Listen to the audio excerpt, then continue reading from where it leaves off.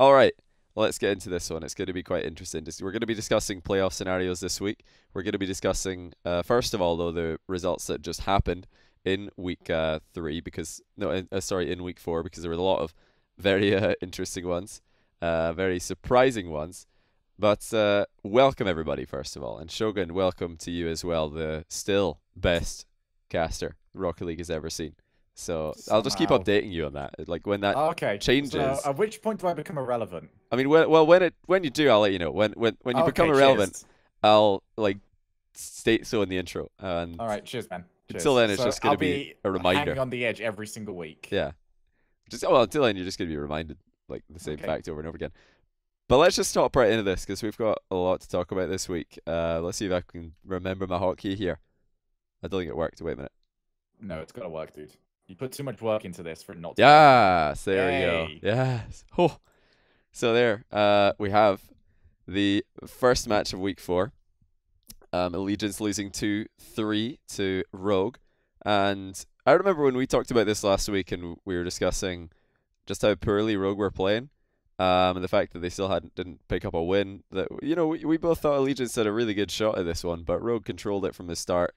Had a blip in the middle and then won pretty comfortably in the end.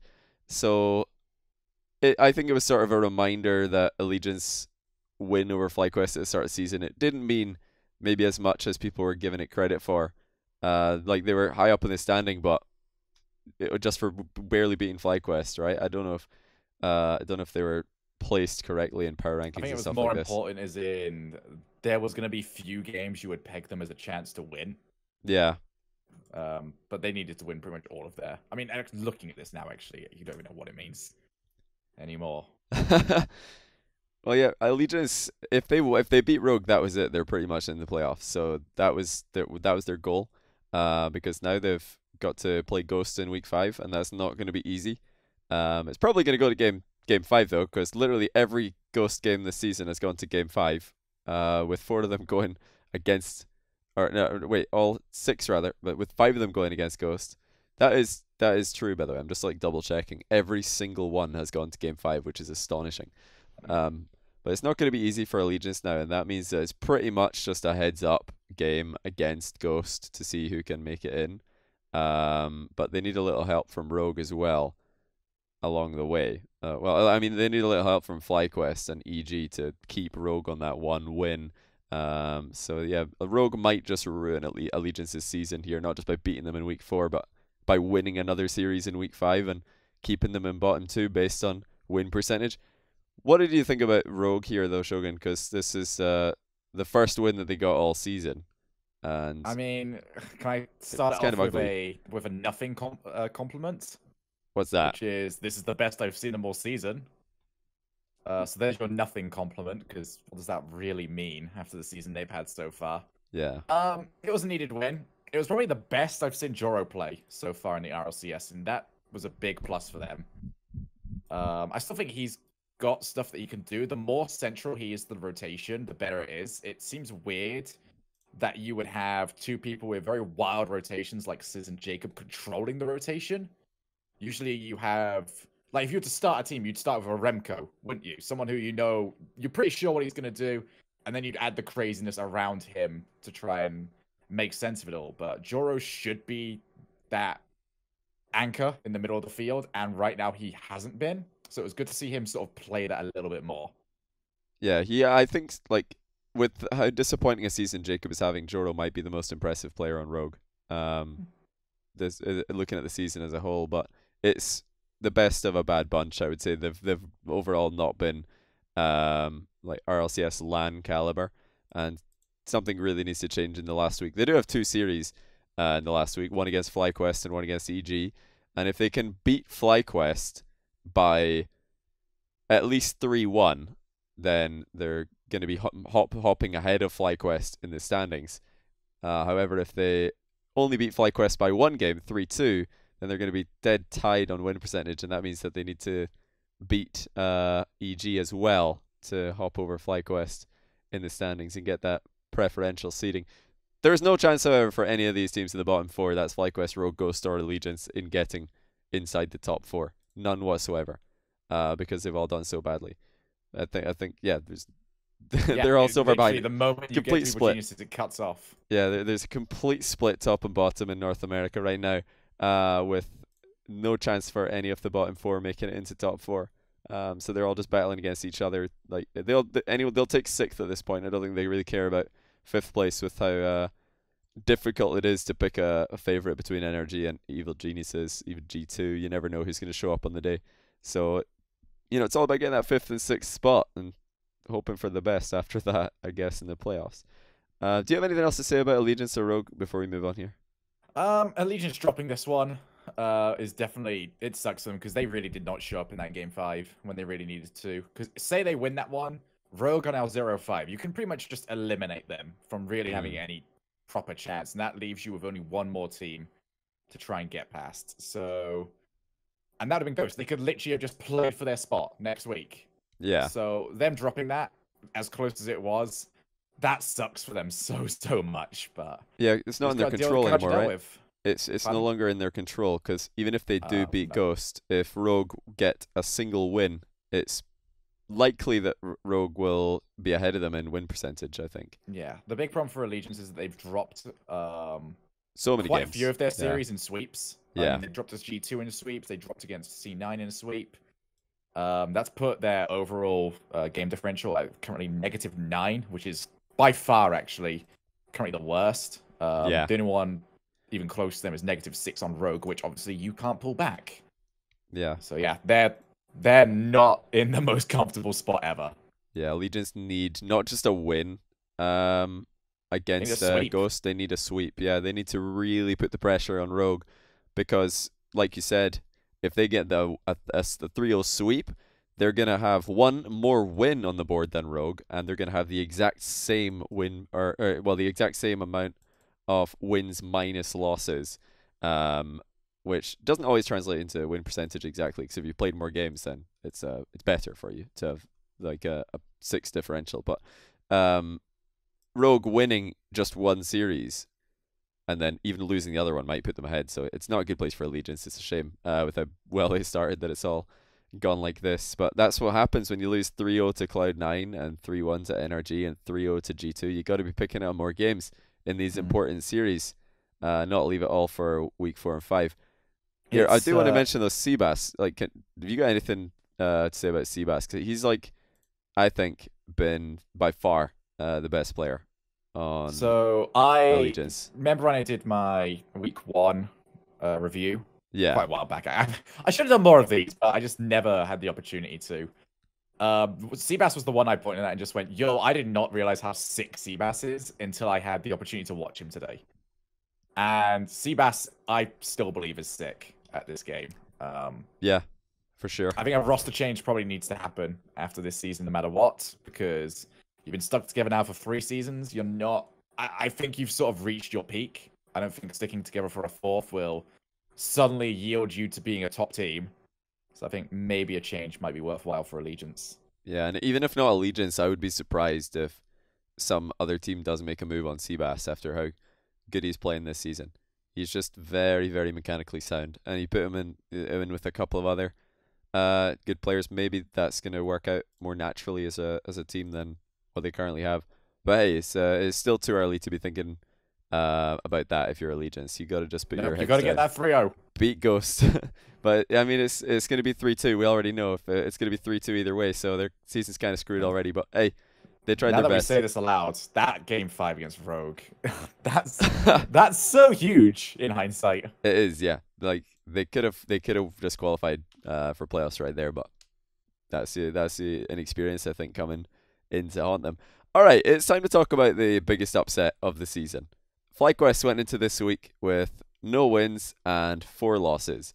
Cloud9 went into this week with 4 wins. Wait, did I say 4 wins and no losses? They went no wins and 4 losses. Cloud9 had 4 wins and no losses, so they're exact opposites in win-loss. Everybody's calling Cloud9 to win, as they should. Like, if you predicted FlyQuest to win this, that's just a bad prediction. I don't know. Unless you know something about incredible scrim results that they've been having this past week, which I don't know about.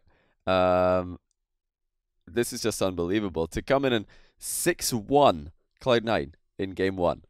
and then actually back that up, but just show it's not a fluke, but actually win 2 more games, game 2 2-1 and game 4 3-2 after losing 4-0 in game 3. What a series for FlyQuest, and an incredible turning point for their season. If they make land, this is going to be looked back upon as a massive, massive win. And not just to let them into playoffs maybe, but just to show that they can beat a team like Cloud9 is huge. Oh yeah, I mean, we wanted and we expected FlyQuest to be a major contender for a shot at that top 4 and potentially going to LAN. And I know me and you were both really disappointed that they were not performing to what we were expecting them to be. So this week, obviously, they showed up and proved exactly that. But once again, C9. And this happens every season. They just lose a game that you really don't expect them to. Yeah. I know G2 got a lot of slack for being inconsistent. I wouldn't call this inconsistent because this is happening every season now. But last season, it was a CLG that they lost to. Yeah. And they really just shouldn't have. They got swept in that one. Yeah. And this time around, they just got torn apart. I want to check something very quickly because I think this might be a case of them maybe looking past their opponents because they had G2 later on in the day. True. And they seemed very prepped for them. I mean, we're looking at this. They lost against... yeah, so in this last season, they lost against CLG 3-0 and they lost against NRG 3-1. So yeah, I don't really know what the case is. Well, I mean, yeah, you might be on something there. Maybe Cloud9 are looking ahead to their second series of the day, not focusing on the team that's right in front of them. And, you know, props to FlyQuest, they showed up. And this is what we thought they were. We expected to see maybe 2 wins on the board for them going into week 5 if this is the start of the season again. Predicting FlyQuest to be 2 wins at this point is not a difficult thing to see happening. But to beat Cloud9 is probably something nobody saw coming. Cloud9 were so good going into the season. They still, I think, look very good, but this is just a huge, huge blow to them. Just like, you know, mentioning Seabass there for Allegiance. I just wanted to mention very quickly, like, how impressive the numbers are that Wonder is putting up. And a lot of people will say that, come on, numbers aren't everything. You can't just look at how many goals a player is scoring, or look at, you know, who's scored the most goals, who's got the most assists and saves, and to see who the best player on the team is. And although that is true to a certain extent, if you look at other players who are at the top of, like, let's say, points per game or score per game stats, you've got Squishy, Justin, Gimmick, Garrett, JNaps, Chicago, Seabass. Like, these are all players who we can all agree are having great seasons.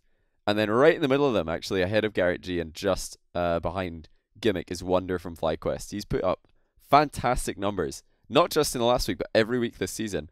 And that is very impressive, I think. It's worth giving him some props for. I mean, that we'll go back to this, like how he said with Allegiance, but in those matches that you have against the North American top 4, so to speak, Cloud9, G2, NRG, EG, you need to pick up some wins. And right now, FlyQuest are looking at -4, and you need someone that can just provide you a couple of good goals and a couple of good shooting opportunities. That's what Wonder does. Wonder is a very good ball carrier, and he sets up his teammates incredibly well for either Prime Thunder or... Oh my god, I've managed to forget names all of a sudden. My god, I'm bad at this job that I have. AJ. There we are, AJ. How on earth did I forget AJ? Do you know what it is? What's that? He reminds me a lot of like another Ones player in NA, whose name I have also forgotten. There's 2 AJs in NA, actually. Yeah, that's why. There's AJ with the just AJ-AY, and then there's AJ with A-double-Y, I always get the 2 of them confused. Yeah.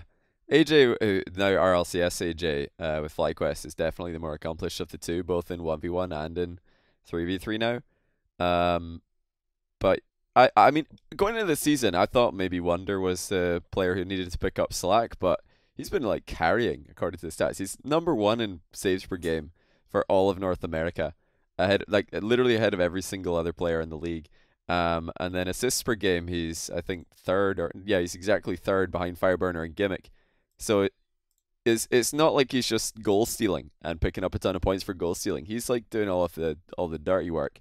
Is still getting an insane amount of score per game, especially considering that they've lost most of their series. Like, all of the other players who are top 7 score per game, every other player who's got 350 or above is top 4.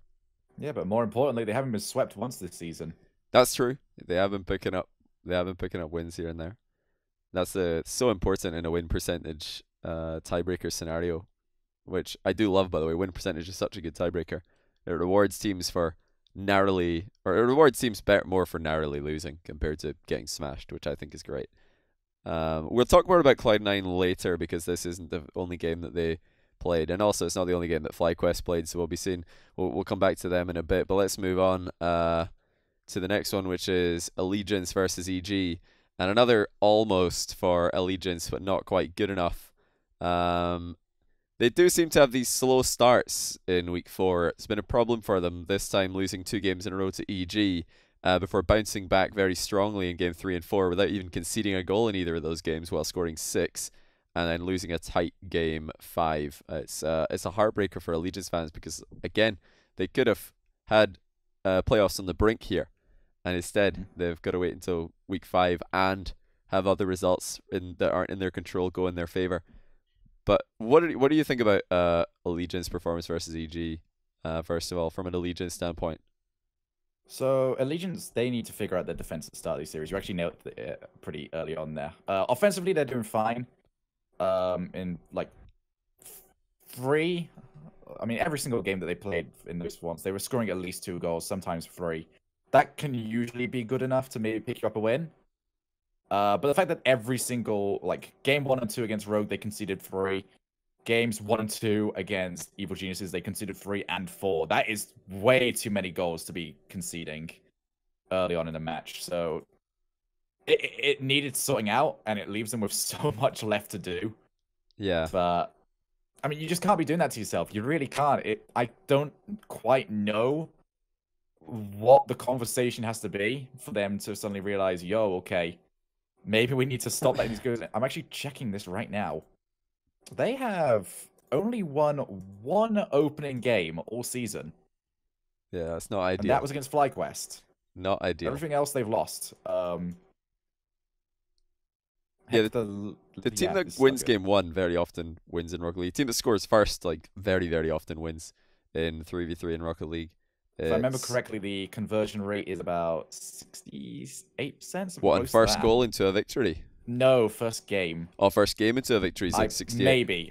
That is me really trying to stretch back into my memory. If I recall, I think the first goal into a game win is like 80+%. It's ridiculous. Like, getting that first goal is so important, and that's why you need to be tight on defense because you don't want to concede that. Unless you're Dignitas, at which point it's like 90+. Yeah, exactly. Man, it's really rough for Allegiance. So, I mean, whatever conversation they had between game 2 and game 3, like, they need to have that. Yeah, that's what I was gonna say. They need to have that at the start of the series because they were conceding so many goals, and they're like, actually, game 3, maybe we need to just defend a little bit more. Maybe we need to stop like going for every ball in offense. Just like let EG have a ball every now and then. To say no, it's not worth that risk, and maybe they'll actually give themselves a better chance. Because against a team like EG, they're going to also be making micro adjustments to their playstyle. And if you wait until game 3 before you even put a win on the board, you're giving EG so many chances to adjust themselves and to, figure out what they need to do differently. Let me just turn your face cam off for a second there. There we go. It's back. So yeah, that was from Allegiance perspective. EG though, coming off 2 wins in week 3 that were both very impressive. 3-1 over FlyQuest and then 3-1 over NRG. Everybody kind of expected EG to just smash Allegiance here, and it didn't happen, so that's not ideal for Allegiance. If you look at how Allegiance have been doing against the other big teams in America, they've only picked up 1 win against NRG, G2, and Cloud9 combined. And they get 2 against EG. Is that worrying at all for EG? And their chances going into top 2 potentially? It's obviously it hurts because you need as much win percentage as possible. They're currently sat lowest of all of those teams. But at the same time, they've got 2 games to play. Everyone apart from Cloud9 still got 2 games to play, but they can't numerically catch up to Cloud9. So it's not good. Obviously, they're going to be going into this week at a disadvantage. Got to look at their games that they're playing. G2 and Rogue. G2 is going to be a tough one. Obviously, they want to try and win that one, but when they come up against Rogue, they need that one to be as one-sided as humanly possible because G2 do not have an easy schedule at all. Yeah. And neither do NRG. So they can make that up pretty easily, should they do what they need to do. But the problem with Evil Geniuses has always been they're never convincing enough, really. you kind of want them to start getting to see some of these games and just like sweep people up, like just dust them off to the side. Don't really need them. And they had an opportunity to do that this week, but a 2-0. I mean, that was 2 straight games without a goal, Yeah. which is not great against a team like Allegiance who, you know, are solid mechanically but don't have the strongest offensive presence. So need to clean that up just a little bit because we're looking at this plus minus, and right now that is becoming bigger and bigger.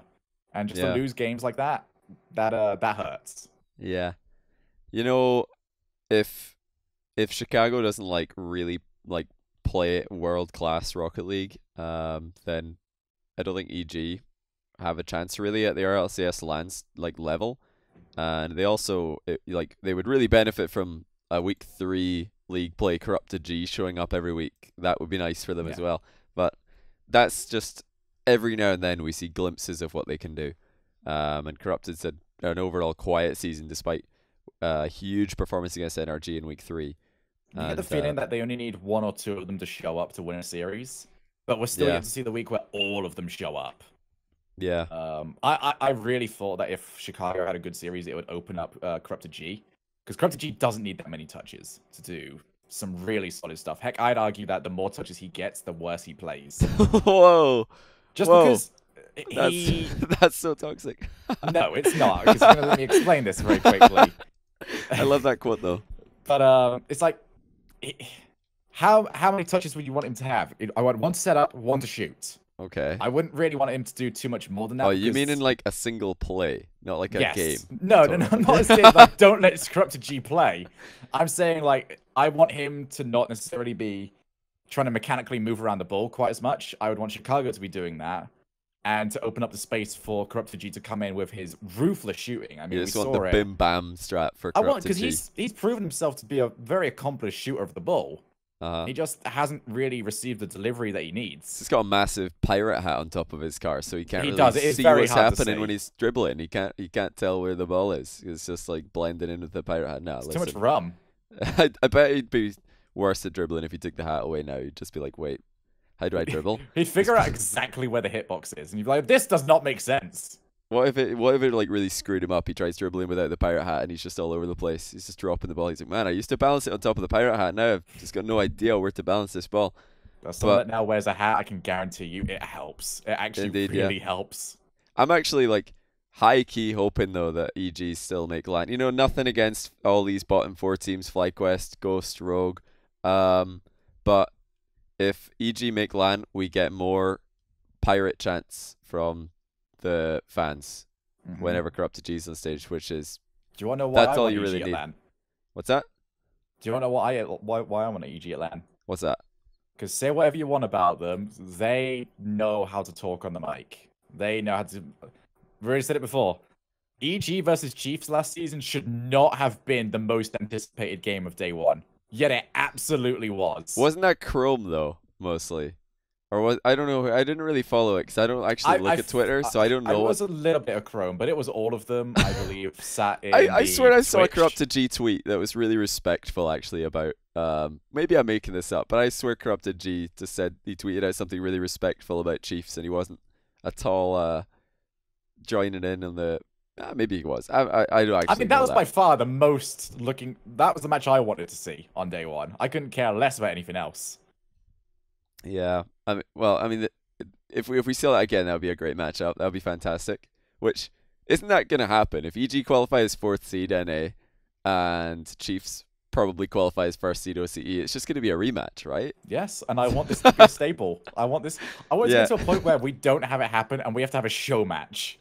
Although it would also be equally good if like G2 finish, or imagine G2 or Cloud9 miraculously finish 4th somehow. That would also be really funny to see play against Chiefs. Like I'm sure Chiefs would love that. A chance to take G2 or Cloud9 out in round 1 winners. Or NRG. They've done it, or they've taken them out in losers before. Why not take it to the top as well? But yeah, that was EG versus Allegiance.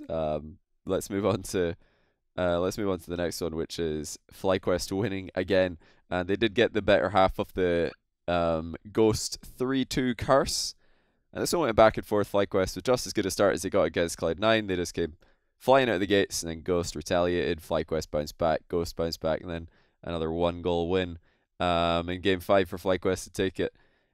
So the main question here is, who wins 3-2 in Week 5 between Ghost and Allegiance?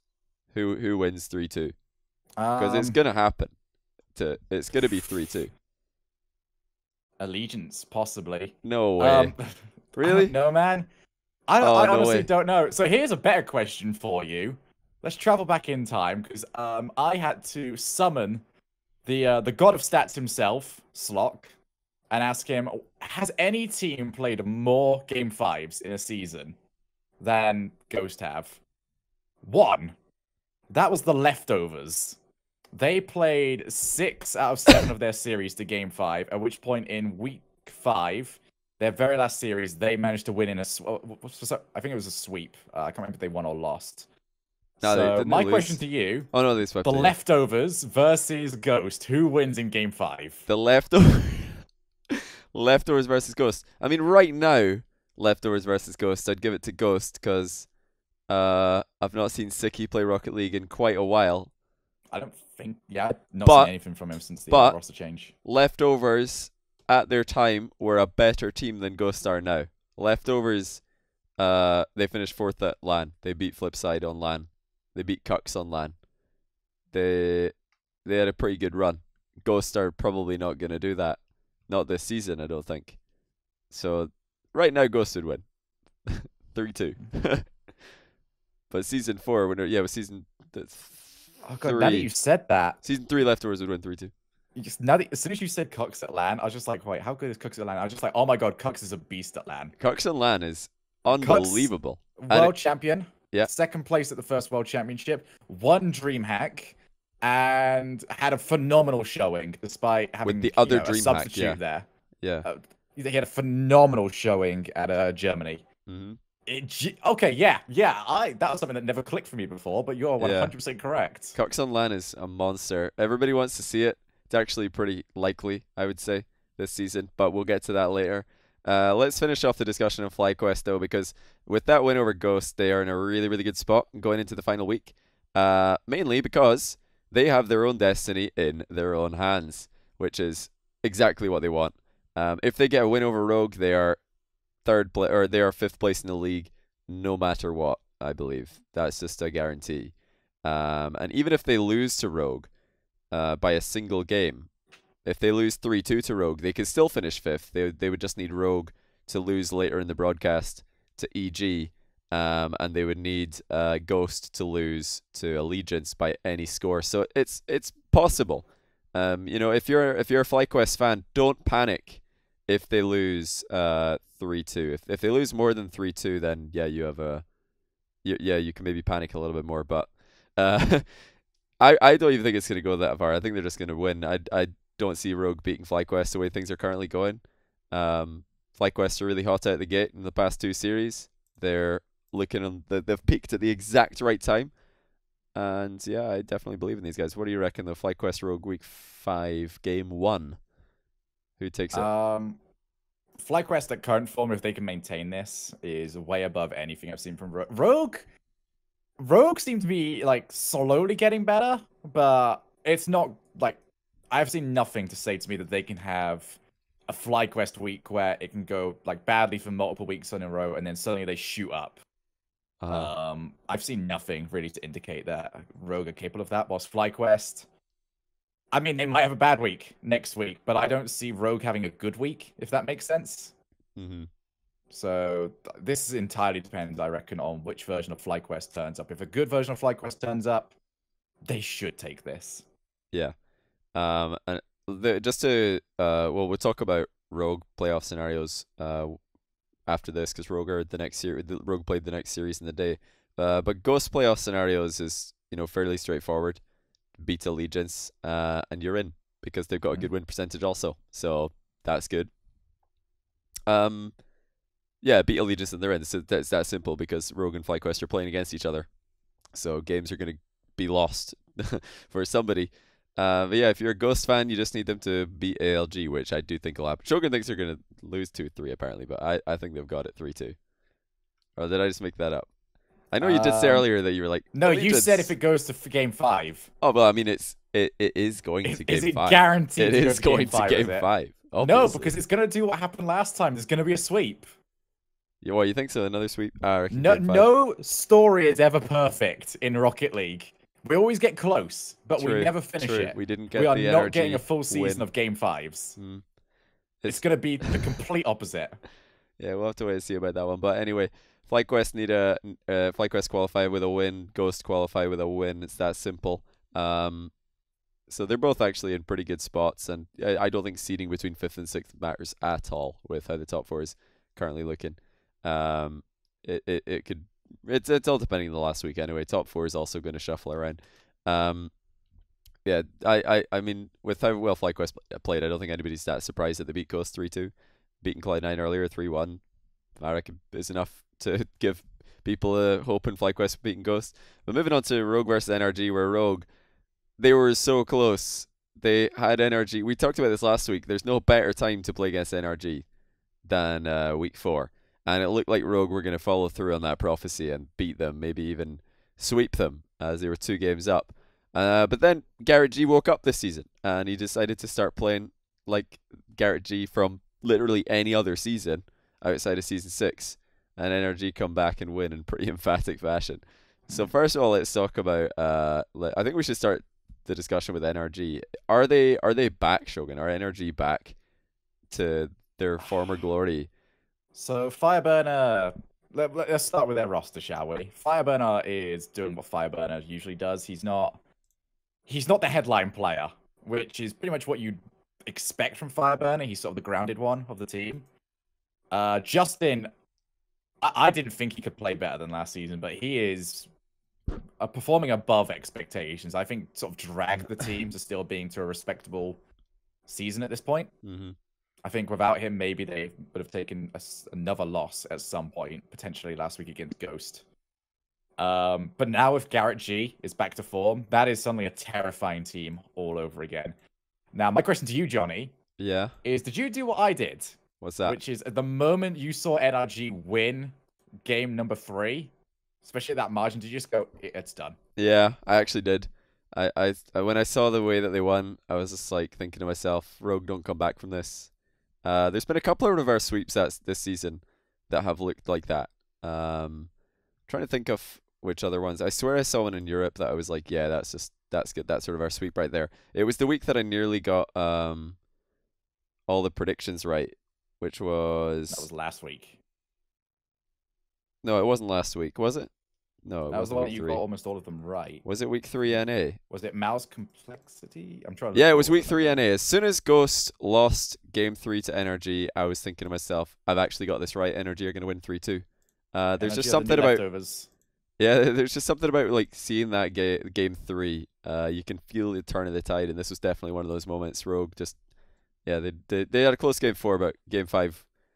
Was that the highest scoring game? That was the most goals. It was tied for most goals from both teams, but it was the most goals scored by a single team. I believe Justin was 1 goal away from tying Cuxir for most goals in a single game because he got the double hat trick. Double hat trick, but not quite 7. No, Cuxir's record got 7. At. I believe that was against Doomsy. Oh, was it Supersonic Avengers days? Yeah, that's pretty funny. That's a good stat to hold on to. We've been talking a lot about the bottom half of the table playoff scenarios. You know, FlyQuest and Rogue FlyQuest and Ghost can guarantee it with a win.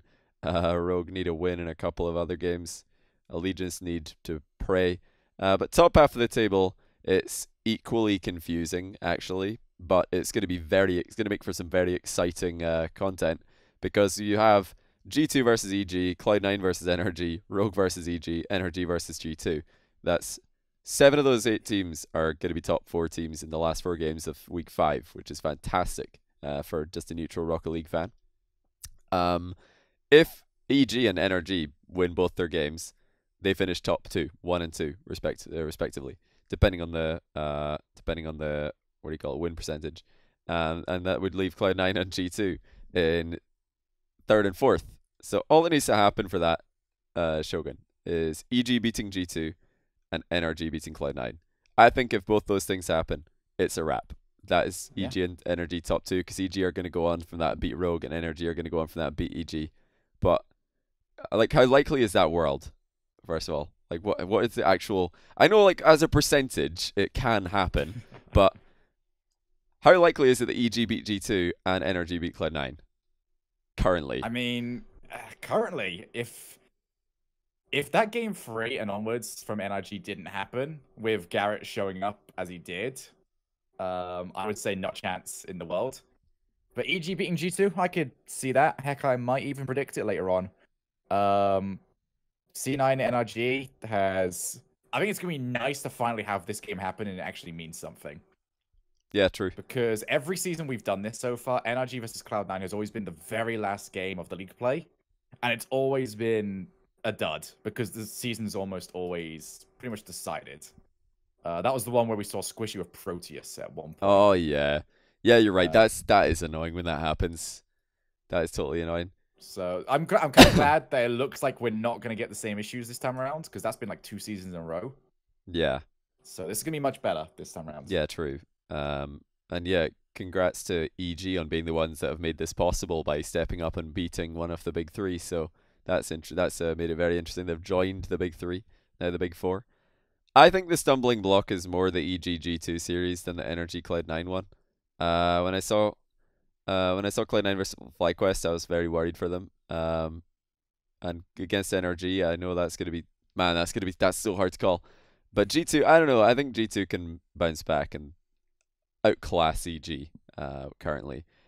Unless it's week 3 EG don't take that. Unless Corrupted G starts just banging in double touches every time he gets the ball, I don't see it. But it's an interesting world. I wanted to bring that to your guys' attention. If EG beat G2 in game 3 and Energy beat Cloud9 in game 4, or not match, I should say, match 3 and match 4 respectively, very likely that EG and Energy finish top 2, which is sick because I need to have Cloud9 and G2 and not even guaranteed land spots. I know all of the fans would be in the edge of their seats, like hoping. We actually have a very good opportunity there for a FlyQuest versus C9 rematch. Oh my goodness, yeah. Yeah, you're right. Would that be possible though? Like Cloud9 have got such good win percentage. I think it would be G2. Let's see. Fourth. Lose, they go down to 5-2. If G2... Oh yeah, these two pretty much nullify each other, don't we? Unless G2 are going to be like 4th so NRG if this world happens. 6-1 without affecting EG. And EG can also finish 6-1 without affecting NRG. So yeah, that can happen.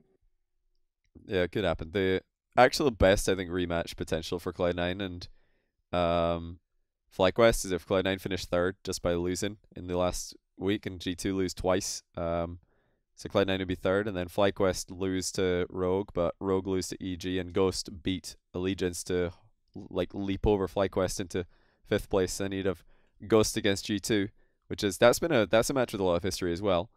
And you'd have FlyQuest against Cloud9 rematch, which I do think Cloud9 would probably be a bit more prepared for if they have to play that one again. They're not gonna look past that one a second time. But yeah, let's talk about the last series of the day, Cloud9 G2. This is it started off looking very, very bad for Cloud9 because they just lost to FlyQuest earlier in the day. Then they lost 4-1 to G2 in the first game, but they responded very well. This was a strong comeback from them. However, upon watching the series back, I don't think it was all that impressive. Which one's this one? Cloud9 G2. I wasn't like super impressed with how they bounced back from this. It was like solid, but it wasn't anything inspiring. G2, on the other hand, were terrible. Like a very dull G2 performance. Yeah, they were just terrible. They were a little bit unfortunate at times with crossbars, but a lot of whiffs. A lot of just missed shots. It wasn't a good G2 in this game. I'd say that's like the most worrying thing because I know there's a lot of G2 and Cloud9 fans, definitely the 2 most popular teams in North America. G2 fans definitely should be a little bit worried by this performance against Cloud9, like moving on to a world stage, because they look like their shaky self that we know can come up every now and then again. But yeah, I was going to ask based on that, do you think that this is a team that can challenge for a RLCS line, G2? What, as in make it, or as in go to win the whole thing? Yeah, I'm talking about contest to win it. Like make it, I think No, is, but yeah, win it is just like a flat no. no. I think their peak has been and gone. I haven't seen them really get close to that as of late. I mean, their results have their results are always so up and down. Got an E-League World Championship under your belt. You've got a playoff last season that you won. But you've also got, I believe it was 0-2 and out at the last World Championship. Yeah, and It's you know, I just, wouldn't be surprised to see a repeat of that. Especially if they qualify fourth seed and face Chiefs. That would yeah, be rough. I think Chiefs are actually, Chiefs might be stronger now than they ever were. I think so. Uh, I do think so so. that's terrifying. I want to speak to you later on about Drippy in particular because I want to talk about that guy a little bit. I'm gonna move Drippy to NA. Just No, no, who no. would you? All We'll right, speak here's a about him later. question: Who would you bench on G2 for Drippy? Could I bench for Drippy? Yeah. Oh, jeez. It's just like a horrible question because you're gonna That is a upset horrible somebody. question. I hope you've got an answer for this as well. Probably Rizzo, maybe. I think I'd bench Cordova. Have to. It's a tough one between Rizzo and It Cordova. is. I think I'd I've have seen to bench Jazzo in the Cordova. chat. That's a good. There you go. There's your shout. We'll bench Jazzo. Yeah, that's not a bad idea. Well, listen, the reason I would say Crow is because when he screws up, it's like sometimes catastrophic. Like you're just like, oh my goodness, what has Kronovi just done? Um, and they've like won numerous times with him just playing okay. Whereas Rizzo, like when he screws up, it's like he's beamed it, but Yeah, it's not an absolute I can't think of disaster. any There's no Rizzo earthquake. performances I'd rate below a 4 out of 10. Yeah, Rizzo has less catastrophes. It's like if you had to compare Rizzo and Kronovi to like different countries of the world, um, and like the more dangerous animals and insects there are in that country, obviously that's got to be worse. So I think like Rizzo's pretty safe. He's got to be like a UK. We don't have any spiders over here. They're trying to bite us. Rains all the time, so it's like not the most exciting place. Nothing really happens, but it's not too dangerous. Very safe option. Kronovi though, that's like in Australia. There's just like all kinds of scorpions and stuff like climbing out your shoes. So you like, want to replace Australia with an Aussie? Yeah, that's what I was gonna say. Speaking of Australia, we need to get Drippy in here. That would be like, imagine the scenes if like Drippy got signed by an NA team. That would be Man, insane. I think Drippy would be a genuine top 5 player. Oh yeah, I If think so he too. if he had the time to like play, this is pretty much just blasting through the topic I want to go through later on. If he had the time to like consistently scrim against top teams rather than what does he get like at the moment? 2 weeks every year? Yeah. Like give him that all the time. He becomes a top 5 player. I can guarantee it. Yeah, Drippy's very, very impressive. Like we've talked about that before. Who's the most likely player to get like grabbed from EU to NA, and who's the most? But I don't think we've ever done the I think the I think Drippy it's just the 'cause Drippy Drippy is conundrum. just so It's a he's good one. so good, man. Yeah, it's a good question when you put take Drippy and like ask who would you bench. Like I think the G2 one's a good one because Kronovi and Rizzo are both so popular, and they can of course be fantastic players on their day. I think like it's not interesting if you ask that question about any other top team in North America. I don't think. It's just like, well, I mean, like we'll go for Clyde9 then. Who would you bench on Clyde9 if you want Drippy, right? If I want Drippy, Not just who are you benching? Who are you benching for Drippy? probably Torment, if I'm being honest. Why is that? Just because I think Drippy could probably cover what Torment does pretty well. I feel like Squishy and Gimmick would actually be able to play around Drippy's rotations very solidly. I can't necessarily see that cohesion moving away one of the other two. Mm-hmm. So it's not necessarily a case of, yo, get rid of Torment. It's more a case of, does this team work if I get rid of this guy? I wonder. That's like gonna get like if you actually made a post about this on Reddit or something, people would be like, "No, this is not gonna work because Drippy is a goal scorer, Squishy and Gimmick are goal scorers. Let's be Who's gonna completely play honest. in goals? This doesn't work." Chemistry is not something you know about until you see it. Yeah, true. I mean, I don't agree with that ridiculous statement I just made. That was probably a Rocket League esports type of statement. I do actually like that thing's being used a lot more, though. It was dead for a little while. People are actually yeah, pick it up. yeah. As much as I'm not a huge fan of Reddit, you do need to have a healthy Reddit. Yeah, you do. For any sport. Yeah, true. It's just very, very true. But yeah, like that's the Drippy kind of under the non-scripted, completely made up on the spot segment about Drippy during the North American RLCS recap. Why not? Hey, no one can ever say that we ignore OCE. Yeah, we don't. We went on a tangent for OCE just then. Hey, that's good content right there. But with the last question, sorry. We talked about Energy and EG's chances of finishing top 2. G2 have got the toughest week out of anybody, and they've got to play against EG and NRG. Unless maybe you could say that NRG have a tougher week, say play Cloud9 and G2, but I think G2, given like the fact that they are going in a weaker kind of like streak, makes them in a tougher spot. They've got to come out of that and beat a couple of tough teams. Do you think that they're going to be all right against EG? Pretty much, that's the big one. There's match 3 of next week's early in the series. So EG haven't necessarily been like overly impressive last week, but at the same time they are still coming in on what is this, like a 3-series win streak of a FlyQuest, NRG, and Allegiance. So they got to be feeling pretty confident about themselves. We got G2 actually though over the last 2 weeks. They lost against C9 in a pretty lackluster display. Game 5 against Ghost. Okay, the grass is green still. And Rogue, I mean, how much can I really... They kept Rogue down, but once again, that just seems to be like going by the numbers. So from what I've seen recently, I'd say EG are probably the stronger team that have got an edge. But this is also G2, and G2 have a tendency of just... Oh, hey, we're officially the best team in North America, but we're only for today. But we'll be back to the 3rd as of tomorrow. But today, though, oh, you ain't got a chance. Yeah, I think they'll be all right though. I think they'll be all right. I think they're probably, if they're gonna beat it, it'll be in playoffs. They're gonna screw up playoffs. They're not gonna screw up last week. Or is that yeah, EG? G2. Sorry. This seems like the sort of match that EG win, and then you get the tweet. I'm already imagining the tweet. What tweet? The stop doubting us tweet. Oh wait. Oh yeah. When are people gonna stop doubting us? Like the classic. This seems it's like come on. League play. Who do I see winning this? Predict us winning a game. Like I know there's no evidence. Well, not enough evidence to like predict it. But yeah, come on, throw us a bone.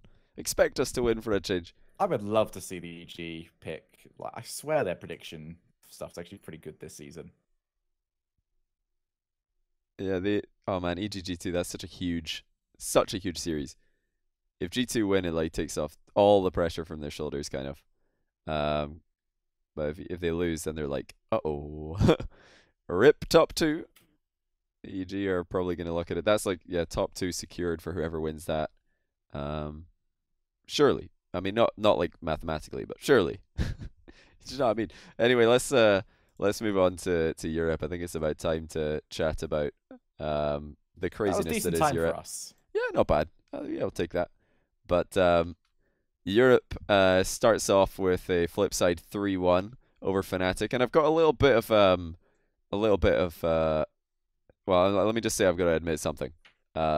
Okay, wait. A Johnny Boy admission. I gotta get ready for this. For my predictions, for my predictions this week, I just empty like I've got that prediction contest tweet, right, for all of NA and EU. Well, for the EU one, I just handed my phone to my girlfriend. I said, "Go on, bash in the predictions and see what happens." And then I took it back. I was like, "Here, these are actually pretty good." She doesn't watch Rocket League, hasn't got a clue what the teams are. She picked We Dem Girls 3-0 because she's like girl power or something like that. And then she predicted this one perfectly, 3-1 Fnatic. I thought it was going to be 3-2, but I guess I need to listen to her more often because 3-1 was bang on. Unfortunately, I think it fell short in the second game. It was 3-1 instead of 3-2, but okay, close. She was like, PSG, that's like that football team, right? Oh, they've got to be good. Yeah, they're probably going to win. Like, what? And then she's like, what are all these names? Mouse? Nah, mice aren't going to win. That's far too... I don't like Jerry. Nowhere near enough intimidation factor. But anyway, let's go back to the start here. Flipside versus Fnatic. It was 3-1. And I did not predict that correctly, but my tweet would tell you otherwise. But yeah, Flipside took it down 3-1, and they are looking like they might have an odd, even, odd, or off on the odd weeks, on the even week season, or they've been sick since week 2 and just lost to Dignitas because Dignitas are Dignitas. It's one or the other. I'm not sure which yet, but I'm leaning towards the latter. Yeah, I think. Yeah. I think they're looking pretty good right now. And has the F3 switch finally been flipped during a season? It's nice if they have, yeah. I mean, it'd be lovely to see for a change. They need to, obviously, there's like a lot of things that they need to have happen for a perfect run into playoffs. Let's just talk about some of the good things for Flipside and their LAN potential.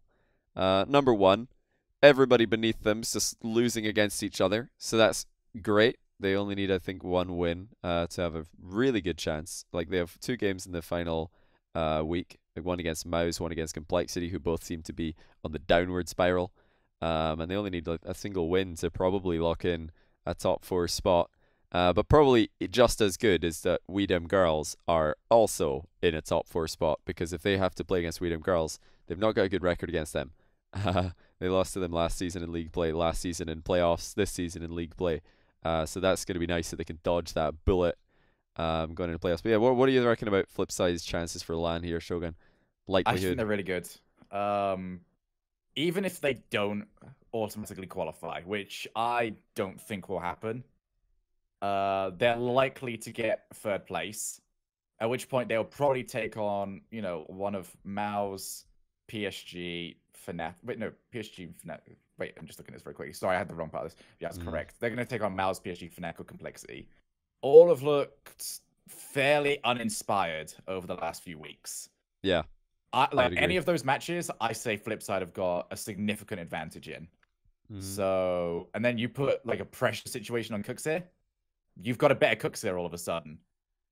So I think Flipside are looking very solid for a LAN spot. They should get it, which when I say the words of Flipside should get it, automatically makes me very worried for Flipside. Yeah, that's true. I mean, if we're talking about teams they should be scared of going into playoffs, I think that Complexity they're maybe the sleeper right now, because although I think they're dead last. They haven't woken up themselves throughout this entire season. True. Yeah, exactly. They might actually be sleeping. I mean, they need to absolutely win against Flipside to have any chance of making it in. I mean, if we're talking about them, we'll talk about their playoff scenarios later. But should Complexity make it in, we need to think about a certain player that is Magnus, and Magnus has been the worst I've ever seen him all season. But I wouldn't be surprised if playoffs come around and then Magnus is just insane. Complexity didn't look incredible in EU playoffs last season. Then LAN comes around and they're actually playing really well. This season they're looking really bad in league play. Magnus isn't really a factor. It's been Greasy actually who's been standing out, and people are saying that it's not a good idea to pick up Greasy. I think that's less the issue. It's maybe benching Metso is the issue for them. If Magnus wakes up, they are going to be a very scary team in playoffs, because he's still an absolute monster of a player. Going into the season, I would have thought about putting him in a top 10 EU, but definitely not right now. He's been having a bit of a bad season. But yeah, they're the team that I would be most worried about for Flipside running in the playoffs. Mouse, Fnatic, PSG, not so scary. Vitality, bit shaky this season. Complexity, I reckon, are the sleeper spoiler for Flipside. What do you reckon about their chances of getting top 2 though? For that to happen, they need to win against Mouse and Complexity, and Weedham Girls need to lose to Vitality and Dignitas. That is possible, I would say. It's a very likely. So F3 taking wins over Mouse and Complexity should happen if they want to establish themselves up there with Weedham Girls as a potential challenger to Dignitas.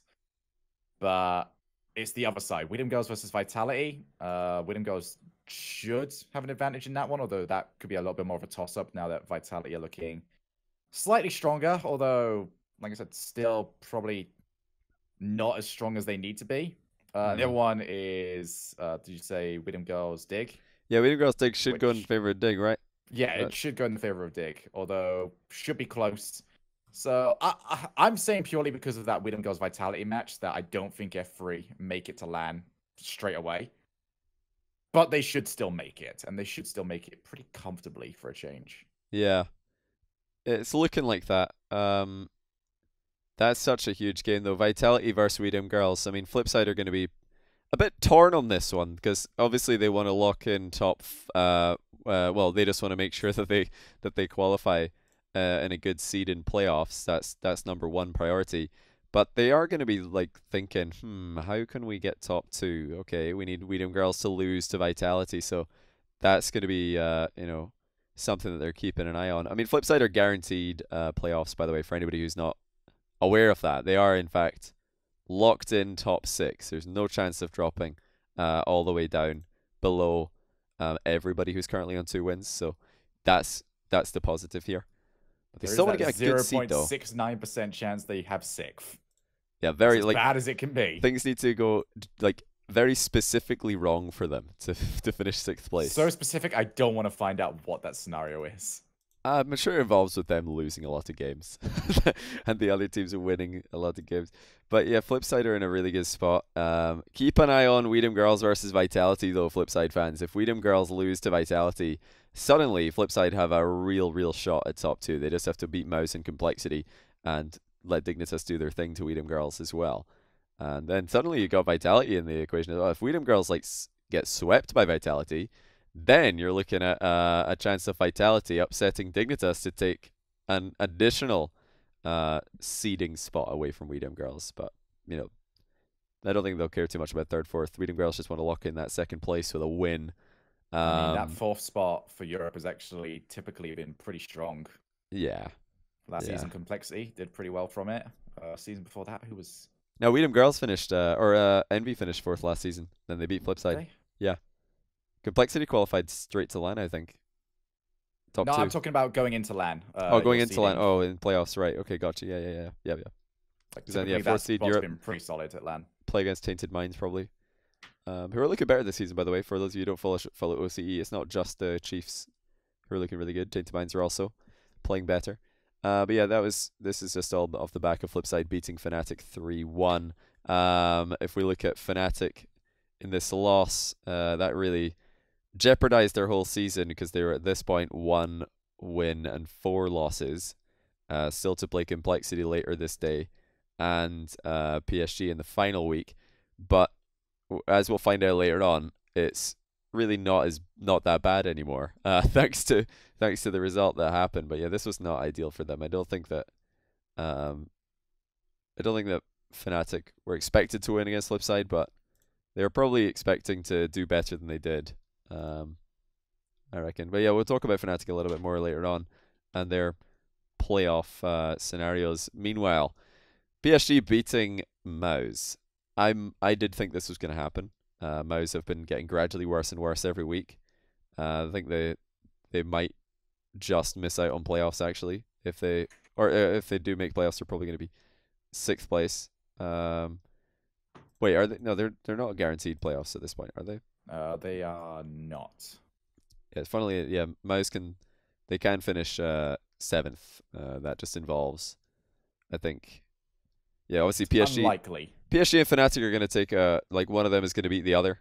So one of them is the worst possible case for Mouse is still going to put you ahead of either one of PSG and Fnatic. But they're just hoping that Complexity don't beat Flipside. If Complexity beat Flipside and Mouse lose Flipside, then Mouse are out. So I think it's not in their own control, but it's luckily for them in Flipside's control. Flipside are playing quite well. That's the good thing. I think. Do you reckon 6th place Mouse or 5th place is pretty much assured then? I think 6th. Yeah, they came into the season not playing great, and they had that really good week 1, and then they took maybe if in week 2 they play anyone but Dignitas, they might have actually picked up a 3rd win, because that was before they majorly started to drop back down to typical form. And after that, I think that scheduling might have tripped them up just a little bit. But I could see 6th. But at the same time, I also see Flipside finishing 3rd. Right. So that's not a matchup I would really even give close to Mouse. I think Flipside Yeah. would probably wipe the floor with them at current form. So it's gonna be scary. It could be a rematch, though, of course. I mean, if they're playing in week 5 and then they play again in playoffs, that'll be very interesting. But yeah, Mouse, of course, will not be too happy with the performance against PSG. If they beat PSG, they were pretty much looking at, well, that was guaranteed playoffs, I believe. But now they've left themselves a little bit on the brink, and it's relying on Complexity playing badly, pretty much, in week 5. Because if Complexity show up in week 5, Mouse are out. That's it. If Complexity don't, I think Mouse are okay. Because I do think Mouse are probably going to lose to F3. Looking at PSG, though, they've got a pretty simple week 5 ahead of them. Because they're part of that like 5-way tie for 2 wins in the league between Vitality, Mouse, PSG, Fnatic, and Complexity. But the good thing for them is that they're the only team, or them and Fnatic are the only teams in that like tie who are playing against each other. All the other teams in that tie, Vitality, F3, or rather Vitality, Mouse, and Complexity, they're only playing teams in the top 3. Fnatic and PSG are playing each other. So the winner of that, is it guaranteed that the winner of that just makes it? Winner of that basically consigns the other. Yeah. I don't know if that guarantees you your spot, but PSG, they're both on 6 games played.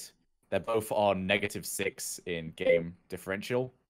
So whoever wins that one. Yeah, so the worst. They've even won 8, lost 14. Yeah, the worst win for PSG or Complexity would be a 3-2 win. And that would leave them on -5 for win-loss. They would have 11 wins and 16 losses. Complexity would have to I'm going to write that down. Yeah, Complexity would... if Complexity sweep... That would put them -5 Flipside, well. They would be on the exact same score as the winner of PSG Fnatic. It's head-to-head, isn't it? Yeah, I believe so. Which so then would be PSG Fnatic. Let's have a look. Well, Fnatic have the win over Complexity, but Complexity have the win over PSG, so...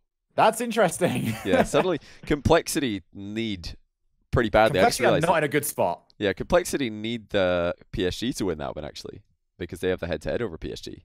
Mm-hmm. So what are we saying here? If Fnatic win this, Complexity can't?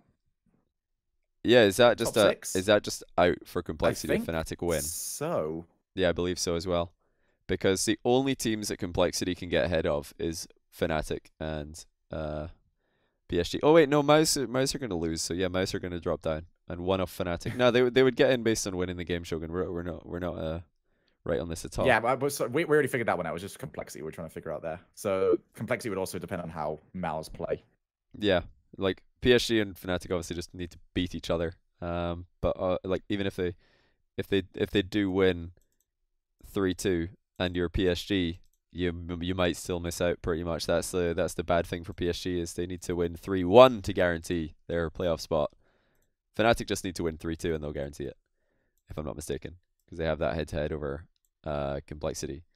Seems likely. It's nice for them. You could have just Vitality. It's a little bit more twice. straightforward than we were expecting. Yeah, Vitality could also just lose twice and like make it very simple for everybody. It's very complicated, guys, but. It's complicated yet simple. It's not too bad when you actually get into it. Yeah, long story short, PSG and Fnatic just have to beat each other, and then they're probably in, but not definitely, but very, very probably. Beat each other as convincingly as possible.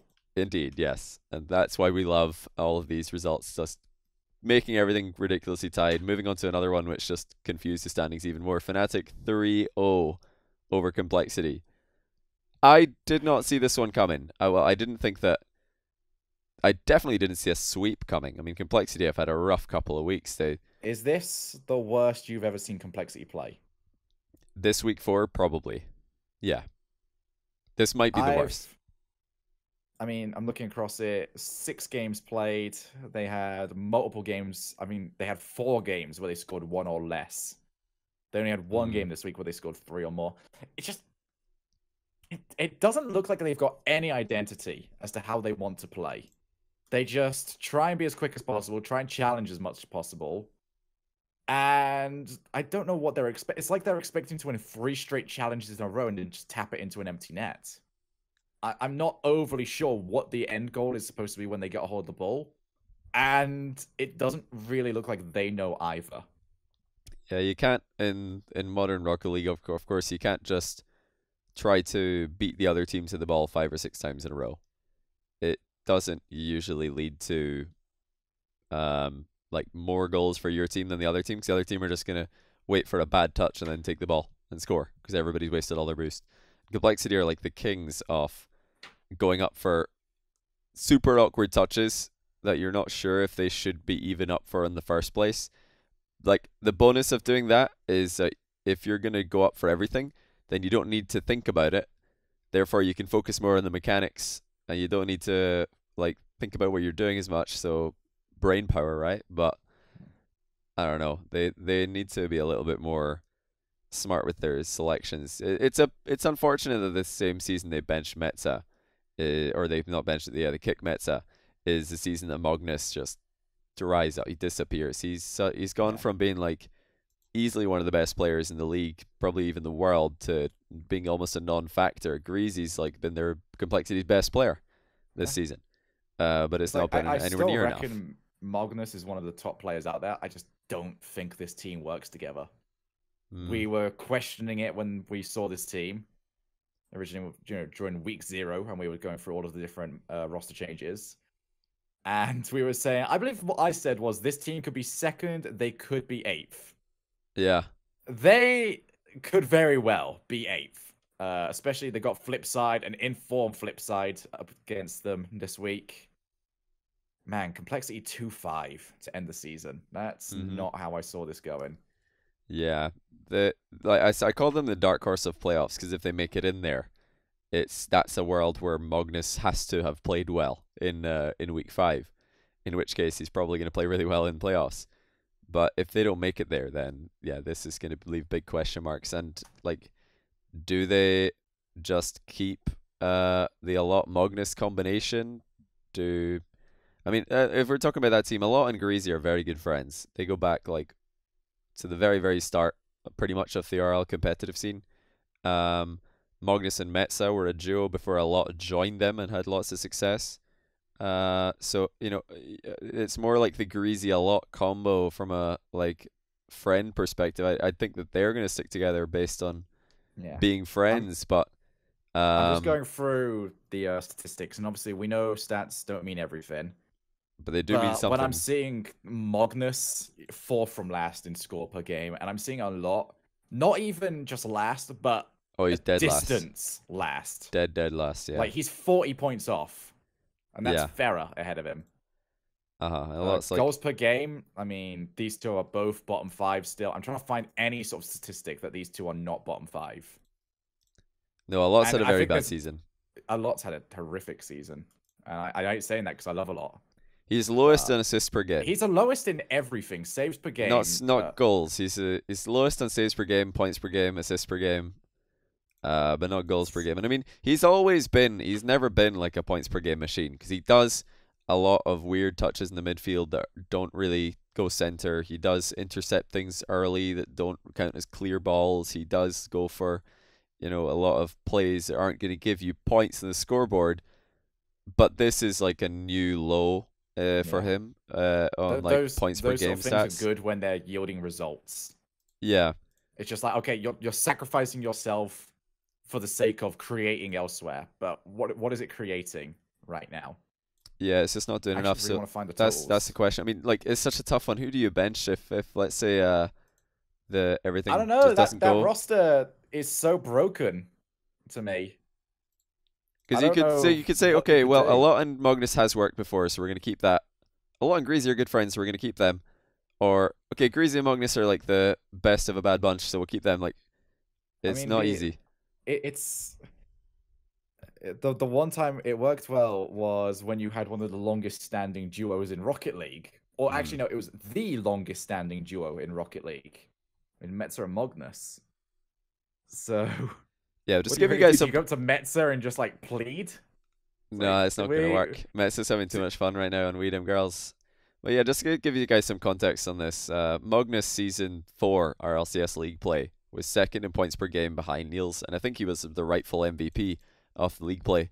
Niels got it, but I don't think Excel did well enough to justify Your boy this. might have started an argument about that. Yeah. I'm I not think saying who, But he Yeah, was your boy. indeed. Yeah, Magnus went from second place points per game that season, to the season after. He was pretty middle of the pack. Just for numbers, 307.8 points per game, then down to 275.5 points per game, pretty close to Metza. A lot in season 4 was seventh bottom in points per game. In season 5 he was fifth bottom, and this season he's bottom, but by like 40 points per game average. He's like so far underneath all the other players. The last player who did that was Continuum of Team Secret, who was like very, very, very, very low compared to everybody else. So yeah, it's not easy to see a lot bouncing back from this in week 5 versus Flipside, but crazier things have happened in European Rocket League. It's not the end yet for Complexity. They need to smash Flipside, though. That's the problem for them. They can't just win. They need to smash them. It has to go against everything we've seen so far. Yeah. Or they need Vitality to just lose twice. That would also work. They need to beat Flipside and Vitality lose twice. Which they've got to look to FlyQuest. Yeah, the good thing for Complexity is their second last game of the day. So if Vitality do lose to Weedham Girls, they'll already know that. And they're going to be expecting Vitality to lose to Dignitas, so they're just going to go into that Flipside series thinking, let's just win, and then Dignitas win, and we're top 6. Simple as that. So the only way that last game could mean less to them, I'm just trying to bring up the match importance. But the only way that last match could mean less to them is if that was Dignitas Weedham Girls. True. Yeah. Yeah. Their match actually against Flipside is by far the most important game this entire week. Not just for them, but for a lot of other teams. Mm-hmm. Yeah, absolutely. Like Vitality might be looking at Complexity thinking, please lose, because if Complexity and Mouse both lose to Flipside, Vitality scrape into playoffs even by losing both their games. Weedham Girls are going to be thinking, okay, Complexity, can you just win against Flipside? That would be nice, because then we finish top 2. Please win. If Weedham Girls have lost twice before this, and then of course you've got your PSG or your rather Mouse, who are going to be looking at that and thinking, okay, well, we've lost, but so have Vitality. They've lost really badly, so now all we need is Complexity to lose, and we go in on win percentage. Yay! It's very interesting to look at this one, but the good thing for Complexity is their one's later on in the day, so they'll have the knowledge at least that the results have come before them. But wow, what a response by Fnatic, by the way, 3-0 Complexity in this week. That surely makes them favourites against PSG. Just because of that such a smashing result. But PSG also won their game 4 matchup as well versus Mouse, so tough one to call, I'd say. Tough one to call. Fnatic PSG have got literally the same game wins and losses this season, right before they play each other, so it couldn't have been scheduled better, I guess, in terms of match importance. Who do you actually have winning that Fnatic PSG in the last week?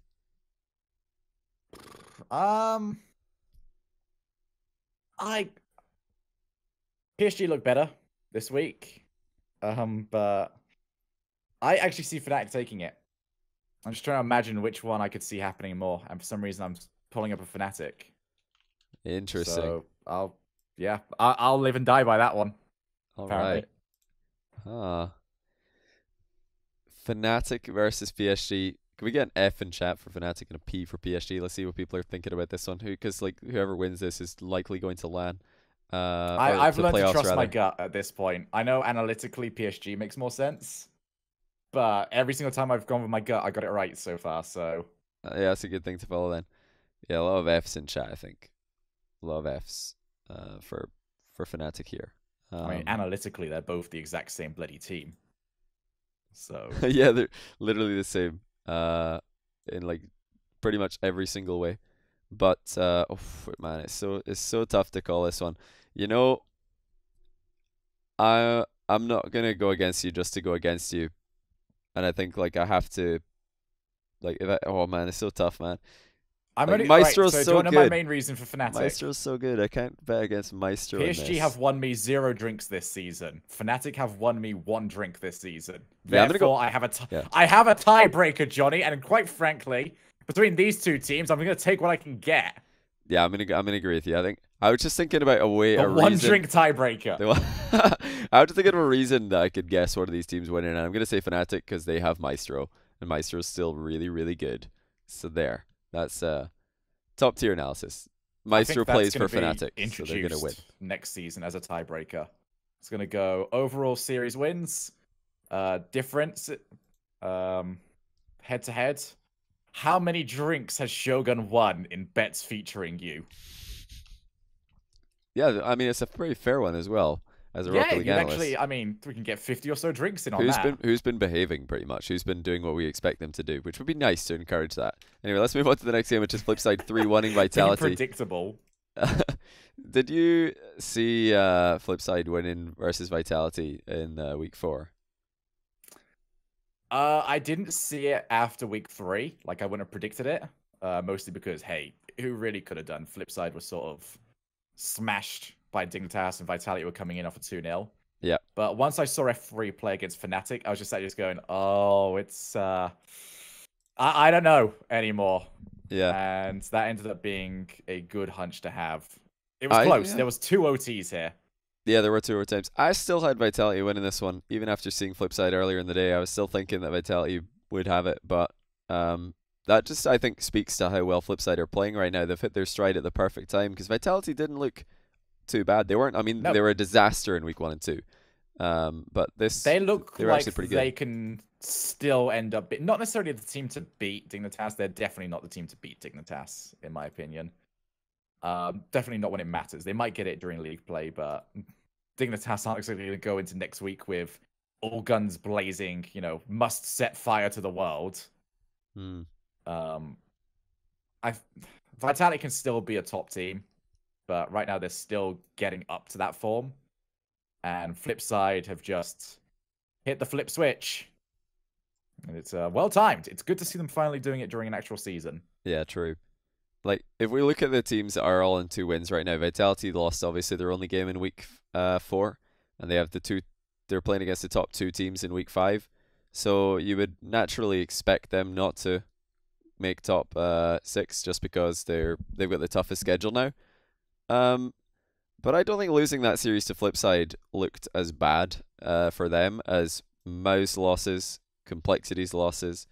So then you're looking at, okay, does Vitality have enough momentum after week 3 to be more likely to qualify than let's say a PSG or a Fnatic? And I'm talking like not just into playoffs, but getting out of playoffs as well. If we're weighing up these teams against each other, like who's going to get that last spot? I guess you don't want to finish 6th place in Europe. You really don't. 4th, 5th doesn't matter. Like, they're both the same. You really want those 4th, 5th spots if you're in the bottom of the You table. still have to theory craft this as well, because Vitality going 0-2 this week is a possibility. They go into both of these games as the underdogs. Yeah. So if Vitality finish 6th, then they're gonna have to beat Flipside or Reading Girls for their land spot. Depends on how well they perform. They've got to keep those nice and close as series. If they can win any of these, if they win either of these series, then they make it. But in the case that they don't, these need to be 3-2s. I'm thinking Dignitas, that could end up being a 0-3. Yeah, it could be a 0-3. I'm thinking, honestly, if Vitality finish 5th or 4th or better, like they can still finish 3rd, I believe. There's also a crazy world. They can still win both of these. They can still finish. Vitality can still get 2nd place, actually. There is a world where that happens, involving Weedham Girls losing everything and Flipside losing everything, and Vitality sweeping Dignitas. Like, so yeah, Vitality needs to sweep Weedham Girls and Dignitas. Flipside needs to lose twice, and Dignitas need to beat Weedham Girls for Vitality to finish 2nd place. But that's, like, let's be real, that's not going to happen. Surely that's not going to happen. And before, like, me saying this gets clipped right before the montage where Vitality go and do that, the highlight reel. Yep, I've seen it. Okay, cool. But if Vitality finish 4th or 5th, I think they make LAN. Because I think they're better than Maus, PSG, Fnatic, and Complexity. Whoever they have to face, I think they're just going to beat them. I think Vitality are looking at those first 2 weeks and just going, can we replay those? We're better than that. Come on, let us replay those ones. Because they probably would win them at the moment. Yeah. I think it's a pretty, like, just like NA is a very, like, obvious top 4, bottom 4. I think you can almost do that for EU right now. The only question mark is, like, how big are these wins for PSG and Fnatic? Again, like, PSG 3-1 over Maus, Fnatic 3 over Complexity. Are they really that impressive? I'm not sure. Because, of course, PSG got smashed by Vitality 3-0 in week 3. Fnatic got smashed by Weedham Girls. Like, I don't know. Flipside also smashed Fnatic pretty badly, so You do get the it's gonna be feeling that interesting. Vitality haven't really. We've only seen them play average Yeah. this season. Like I feel like there's a gear that they haven't hit yet. Well, I will There's a say, couple of teams that we're looking at, and we're just saying, okay, I don't think they've got that gear. Vitality have got the gear up. I'm impressed by Scrub though. I mean, we've talked about I've been giving props to a few players individually this episode. Maestro and Greasy I mentioned as players who are playing quite well, even though their teams are not doing so great. Scrub I think has been very good for a rookie season. Like very, very good. He can be happy with how he's played. Fairy Peak's had the worst possible start, but he looks to be bouncing back. And Pashy's like pretty much doing what Pashy does. You're just getting, quite a lot of goals and 0-second goals. Yeah, a lot of 0-second goals. So very Pashy's just being Pashy, but I think Scrub could be pretty happy with how he played. And people, I don't know why they're. Well, I mean, I do know why people are hating on Everyone Scrub. expected it to be, the second coming. Yeah, it was a little overblown, but hey, what hype isn't? Yeah, I mean, it's the fact that Scrub's a streamer as well, and he's a very talkative streamer. People want to get reactions out of him, so I think the actual hate towards him and like how badly people think he's playing, I think that's the bit that's exaggerated, because I don't think he's playing badly at all. I think he's actually been I think pretty good. What's most impressive outside of his gameplay is the mentality that he's had of, okay, because going into that very first week, he was imagining, we'll go in, we'll easily defeat Mouse. I'll go in the next week, we'll put aside Fnatic, and we'll be that team. Yeah. Everything was sort of set up for them to be that. You can forgive him for thinking that that's the way it was going to be. Mm. And the fact that he had those two, pretty poor weeks for the team, where they didn't win anything, it's definitely not how he imagined it, but he's bounced back pretty well. Oh, yeah. So very much so. I think, not how he imagined, but it was a better test of him than anything else would have been. Yeah. It's definitely impressive mentality standpoint. He's a smart kid. And I do think Vitality's got a good shot against Weedham Girls. That's going to be very interesting. Going to be very, very interesting. Weedham Girls we're going to talk about them now. Actually, they're looking pretty solid. They beat Mouse up pretty bad. Lost 2-1 in game 1, then they 5-0'd them in game 2, then 3-1, 2-1 to round out the series in a 3-1 score overall. But that's the one I've got my eye on. Well, I mean, a lot of the EU games are pretty much every EU game is so important. But Dignitas Weedham Girls will be less important if Weedham Girls have already lost earlier in the day to Vitality. It's still pretty big, but expected that Dignitas will win, I guess. But yeah, what do you reckon about first of all Weedham Girls? How good are they? They had a Cloud90 blip. 2. I was gonna say they've got a Cloud90 blip, like Cloud9 had the blip against FlyQuest. They had a blip, like Weedham Girls had a blip against PSG, but now we get to see how good they really are in the final week. Yeah, and I appreciate the drink I got out of that one. Weedham Girls, they were a team that I was expecting actually more blips. I was expecting maybe one more at this point, and then to be coming in with 2 losses. The fact that they've actually surpassed that is impressing me quite a bit, because this is a new roster still. And this is a roster that's still improving. They're still getting more cohesive. The fact that they are performing above expectations is very good for them. And their match against Dignitas next week is going to be very interesting. I don't think right now is the chance for them to beat Dignitas, but I honestly feel Weedham Girls are a huge threat to that World Championship. I mean, I think that Weedham Girls are just going to be the next, actually, no, are they the next stamp? Yeah, they are. They're the next just 3-0 stamp on Dignitas' season, honestly. I think they're just going to get smashed. Everybody's getting smashed by Dignitas. It's not even close. I don't think Weedham Girls are that good. I think they have like the best shot out of anybody. Actually, I don't even know if they have a better shot than Vitality. Like, if it doesn't even mean anything, if they've already beaten Vitality and locked in top 2, I don't know if they're really going to care about this enough to dig deep enough to win. I think Vitality are more likely to really want to win this, because there's going to be something on the line when they play them. So I think based on that, Vitality have a better chance to beat Dignitas, because they're going to want it more. I mean, we've already seen a team go into their final game 6-0 and then just drop it. That happened, I believe, 2 seasons ago. Who was that? It was PSG. PSG was 6-0 going into their very final game. And they lost to Method. Yeah, they just dropped the ball. Yeah, but didn't really show up during that series either. Yeah, let's ask chat. I want to know chat. Weedham Girls Vitality week 5. Who wins it? W for Weedham Girls, V for Vitality. Who's taking that one? Obviously, this series is huge for both teams. If Weedham Girls win, then they're gonna lock in top 2. If Vitality win, they're gonna lock in playoffs. Most people expecting Weedham Girls to win. To win this one. I think I would have to agree, but I think it'll be close. I don't think this is gonna be a smashing victory by any means. For Weedham Girls. Anyway, oh yeah, I said we were going to talk about Mao's playoff scenarios. Like they actually still have a really good win percentage despite losing 3-1 twice. Have one good week in week as 5. long as you have a good week during your 2-game week, you're pretty set. Yeah, so they're actually the best out of all the teams who are 2 wins and 4 losses. They're the best on win percentage. They're only 3 more losses than they have wins, whereas all the teams below them are at least 6 or even 8 in Complexity's case. More losses than wins. Once this season, which is actually quite impressive. So I think they're the only team to take a game off Dig. True. They're the only. Yeah, that's true. That's a stat. The only team to take a game off Dig. I was gonna say though. So for Mouse, obviously, if they win against Flipside, they're guaranteed to qualify for top 6. That's just a guarantee because no one out of BSG, Fnatic, or Complexity can catch them. If they lose though, they still have a chance. Like even if they lose 3-1 to Flipside, they're gonna have 12 wins and 17 losses, which is a negative 5. So they're gonna be ahead of one off BSG and Fnatic, guaranteed, and they're also going to be ahead of Complexity, or no, they're going to be ahead of Vitality if Vitality lose both their series by like something that isn't.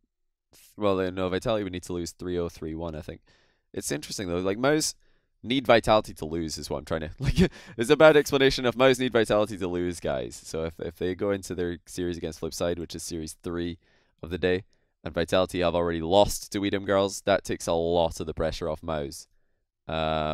Especially if Vitality have lost badly, because then even if they're not beating Flipside, every win they get against Flipside is making it harder for Vitality to get enough wins against Dignitas to go ahead of them in win-loss, in win percentage rather.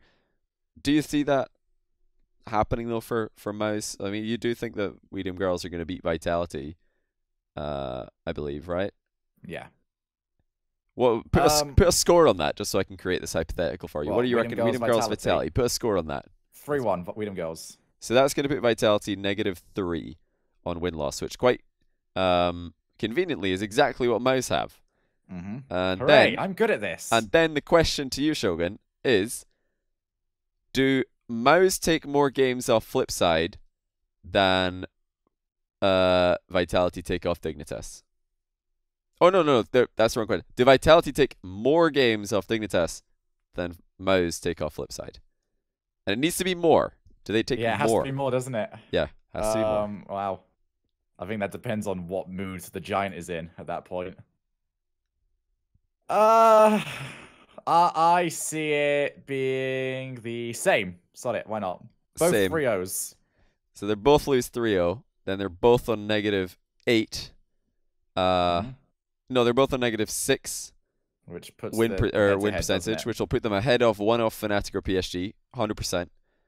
And it will also, well, if assuming Complexity win, it'll put one of them into the bottom 2 actually, which would be Vitality because they lost the match against Mouse win percent or in the head-to-head.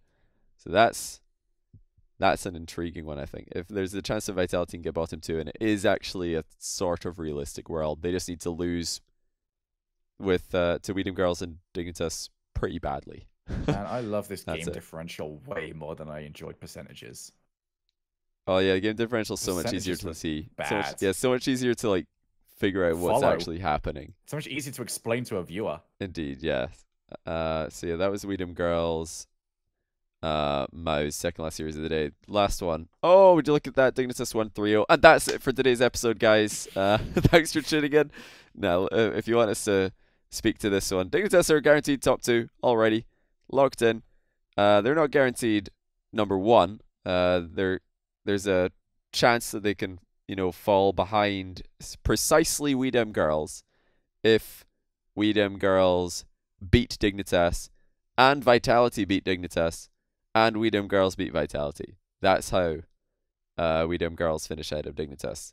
So yeah, that's not going to happen, pretty much. No, it's not. I don't see that happening. Have Dignitas ever lost 2 series in a row since they've been formed? Oh, that's a good question. That is a very... If Yes, they have. Happen, they have. Force. They lost to Flipside in qualifying for Gnarly 2. Oh, yeah. Yeah, Twice they did. in a row. Was that the only time? I think that might be the only time.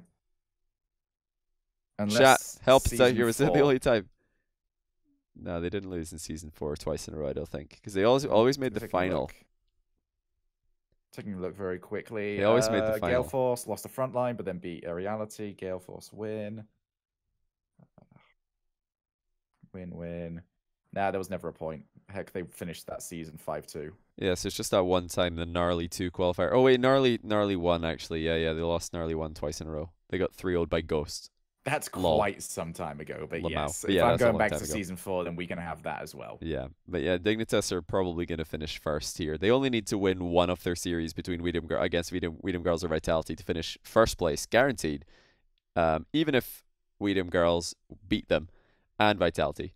As long as Dignitas beat Vitality last series of the day, they will lock in number 1. That's an interesting one. The Dignitas will have something to play for. If Weedem Girls have beaten Vitality and Dig, then suddenly Dignitas go into that last game of the day needing a win, I believe. Because Weedem Girls would be 6 wins, 1 loss. Dignitas would be 5 wins, 1 loss. They'd actually need a win, and suddenly Dignitas would be playing for number 1. Dig are going to play that one as well, because Vitality are one of the only teams that have challenged them properly in a series over the last few months. Yeah. Which was, that one for the Coliseum, I believe it was. That was was Coliseum Jazer? I think it was Coliseum. It was either Coliseum or Play. There was one series. Actually, the 18-minute overtime was when Jazer was playing. Yeah, they had Jazer, but Vitality did look decent against Dignitas one other time before that. I don't remember what it was. It was another tournament. So yeah, but you are right. Vitality have... If Dignitas have got the opportunity to put Vitality down, they will take it. Mm-hmm. See, the problem for Vitality is that when they were standing up to Dignitas and looking okay, Turbo and K-Dop weren't playing anywhere near as well as they're playing right now. K-Dop in particular was a little bit of a wish-wash. K-Dop is by far the best player in Europe right now. It's unbelievable. Yeah, he's the numbers he's putting up are unreal in terms of goals per game. That entire team is 1, 2, and 3 for the best players in Europe. Maybe. I mean, with how well Kux has been playing. Maybe you could put Kux in there, but I'd have to see it consistently. Yeah. Week to week on Kux is not necessarily...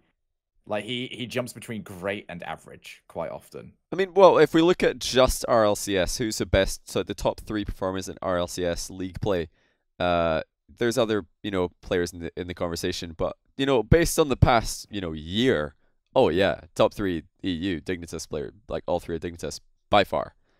And I reckon K-Dop is number 1. He's just unbelievable. In the world by far. I mean, you're talking about players you want to build players you want to build a team around. You were talking earlier, you want a player like Remco, because you know what you're going to get. I think K-Dop is your man to build a team around right now, because he just scores so many goals. He turns every pass into a top corner shot that's booming in off the crossbar.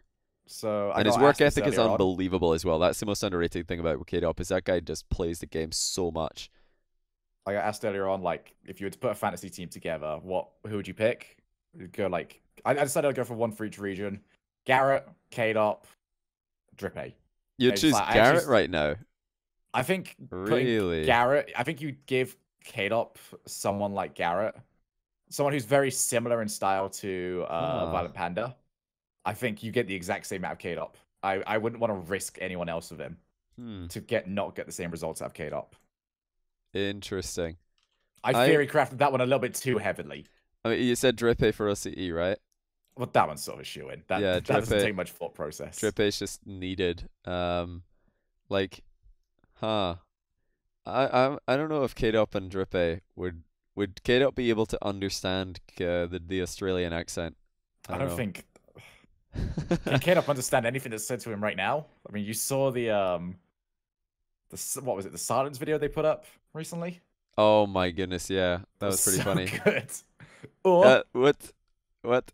Save for anybody wondering what we're talking about. Kate Up and Turbo Pulse did a whisper challenge video. Dignitas put it up on their YouTube channel, I believe. It's very funny. You should go check it out. I was K-Op gonna say is though, fantastic. I was gonna say that looking at Dignitas and how they play together as an example of how well those players will play in other teams. I'm not sure if that's a good idea, just because I've seen well, if we think about like other teams that these guys have done well in, Turbo's got to be number one for that because he's won a world championship with two completely different teams. K-Dot made world finals and Violent Panda made world finals with other teams also, so they've kind of tied in that regard.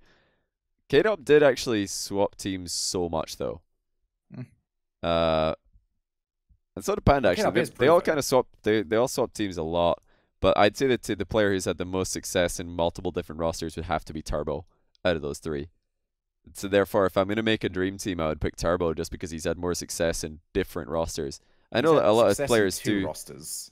Oh yeah, he was also really good like way back in the day, with Kapow. carrying Kapow. I'm thinking like, he was definitely one of the best teams in the world back then also. It's a long way away, but it's still like... I want to point that out. I despised playing against Kapow. They were very speedy. They were annoying.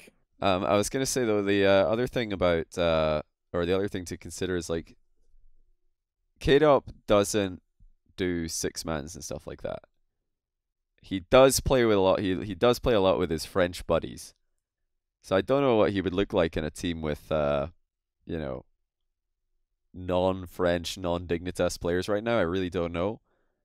Panda, I don't know. He didn't get along with a lot of players in six mans when he did play. I don't know if he's playing six mans a lot right now, but some people did not like getting him in his team, even though he's a world champion and a really good player on Dignitas.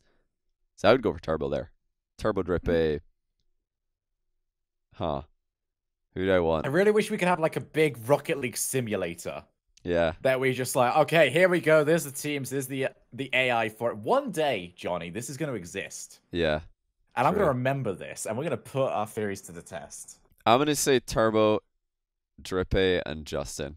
Because Justin's the best ball chaser in the world. You need a ball chaser, man. You just need a one. Ball chaser? What's that? You need a ball chaser? Yeah, I think so. All good teams have a ball chaser. Play style. Like, look at Flipside. They're popping off right now. Yukio's just driving around the pitch after the ball. It's really working out well for them. Yeah. I can't imagine, by the way, what it's like being in the house. He's got a mechanical keyboard, hasn't he? Yeah. Being in the room with him, just like... Well, if you get red switches, it's not so bad. But if you got blue switches, it's like proper loud. What is this edgy Yukio emote I've just seen? Everybody who's not watching this or is just listening, you need to go find out the Yukio C emote on Twitch. Take a look for yourself. Man, Yukio has got phenomenal. I just want to point this out. Yukio has got the best hair in Rocket League. Best hair in Rocket League. He has got anime hair. He looks like an anime protagonist. It is pretty. Yeah, it is pretty good. It's Final Fantasy. I'm thinking about the competition he's got. It's Gibbs. Kind of gone that. Yeah, Gibbs is obviously number one. Yeah, Cux has got pretty good hair. Flipside overall is, very good hair on that team. And then you've got Dave as well, Mystic, contributing some hair. Not quite as fancy. Yeah, 30 peak. I would say 30 peak's hair is obviously the longest, right? Yeah, I don't think you could even cut that. That's where his power comes from. Like you'd figure out that, like it's laced with lead. Good squishy. Doesn't squishy just have the NA haircut, right? Like Rizzo, Kronovi, Jnaps, Squishy. Oh yeah, you've got Gimmick, Turbo, but only Turbo Garrett. in the image where he's doing the swish. Oh yeah. So yes, yeah, I agree with that. I was just like running down the list. Yeah, Torment as well. They've all got the exact same hair, don't they? They've all just got like short back and sides and like military short on top as well. Oh, actually no, the G2 boys do sometimes grow it out into a more messy number. So there is that. Yeah. That's the other option. The sort of Scrub Killer. The cooks here. Scrub Killer does that as well. Just doesn't get a haircut for a few months, and he's like, "Yeah, this is my new style. It's not lazy. It's just my new style. What are you talking about?" If F3 actually make it to LAN, Mystic has to grow his hair out, and he's got to dye it black. He just has to get a wig, to be honest. Just go on stage in a wig. anybody wondering what we're talking about, we are of course talking about the hairstyles of various RLCS Yeah, players. because we don't got enough tangents. Yeah, it's the most important topic that we've discussed all evening. It's nice to break up from everything else. It is. At the end of the NA segment, we had the Drippy conundrum. Now we've just got the haircut discussion. We do. Oh, Metz's top knot. Oh, yeah. That wins. The Metza top knot, of course. He's chopped it off though. He's just got like a little no. He's mohawk only now. removed it. It can go back on at any moment. Just put it on top of his head, and it will just fuse. And you got Greasy's like slick thing. We call that a cowlick in Scotland. Do ya? Yeah, it just looks like a cow's gone up and licked his hair, and it's like gone. You know. That's what you call a cowlick. With everything in Scotland, very well named. Blonde Rizzo though, that's a no from me. I'm afraid. Nah, not trying. I feel like everything in Scotland is something that the very first time you hear it, you go, and then you literally think about it for a second as just like, oh yeah. You're like, oh, yeah, it's where a cow licks you. It's how you look after a cow licks you. Exactly. A cowlick. Anyway, it's a haggis bomb. Oh, yeah, Mummy Snow's got long hair as well. Good shout. I haven't seen Mummy Snow in a while. But yeah, I think that's all of the haircuts that are noteworthy. You are right, Yukio might be number 1. He definitely conditions. You see? Definitely Give us a European studio already. Okay, you think that you've got good death segments with NA. You ain't got nothing. We would do this on a telestrator. We were like analyzing this. Remember the Quinn and Capit top 10 list? Oh yeah. I want that, but for hair. Yeah. Oh, listen, I would love to do that. I'm gonna make RLCS top 10 hairstyles. That is a video right there, without question. And then who would you switch? Some roster moves. Yeah. By the way, guys, while we continue this discussion, now is the time to get your questions in chat. I think we've talked about every team's playoff scenarios and our predictions, but I will of course be putting out prediction contest tweets on Saturday and Sunday, so follow me on Twitter for that, and follow at Calum the Shogun for all kinds of banter. But yeah, questions in Twitch chat. We'll take a few, so drop them in here right now. I will find some good examples of why you should follow me. It might take some time. I am 100 followers now away from 10k. Yeah, we get Shogun to 10k. We need to get him over that margin before Wavepunk, right? You're racing him. Oh, Wave's not even close now. I don't know how I've gone so far ahead of Wave. Nice. EU greater than NA yet again. Yeah.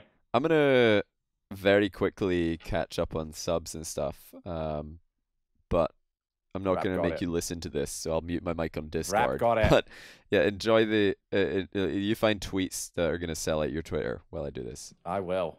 All right. So first things first. Cheers to Who 1836 and Nick Not the Goat for the Prime subs. Appreciate that. Thanks to the £3 as well, the OP Gaming Pig. Here's the smallest possible donation possible because you deserve it. Thought we were doing marbles, you fibber. I didn't mean to. I didn't mean to do that, guys. I messed up. I went live with marbles as my stream title. What is Shogun doing? Why is he like pointing at me? What have I done? I hope I didn't mean something really badly. Here, thanks to the tier 3 sub FSG Tricked Spy.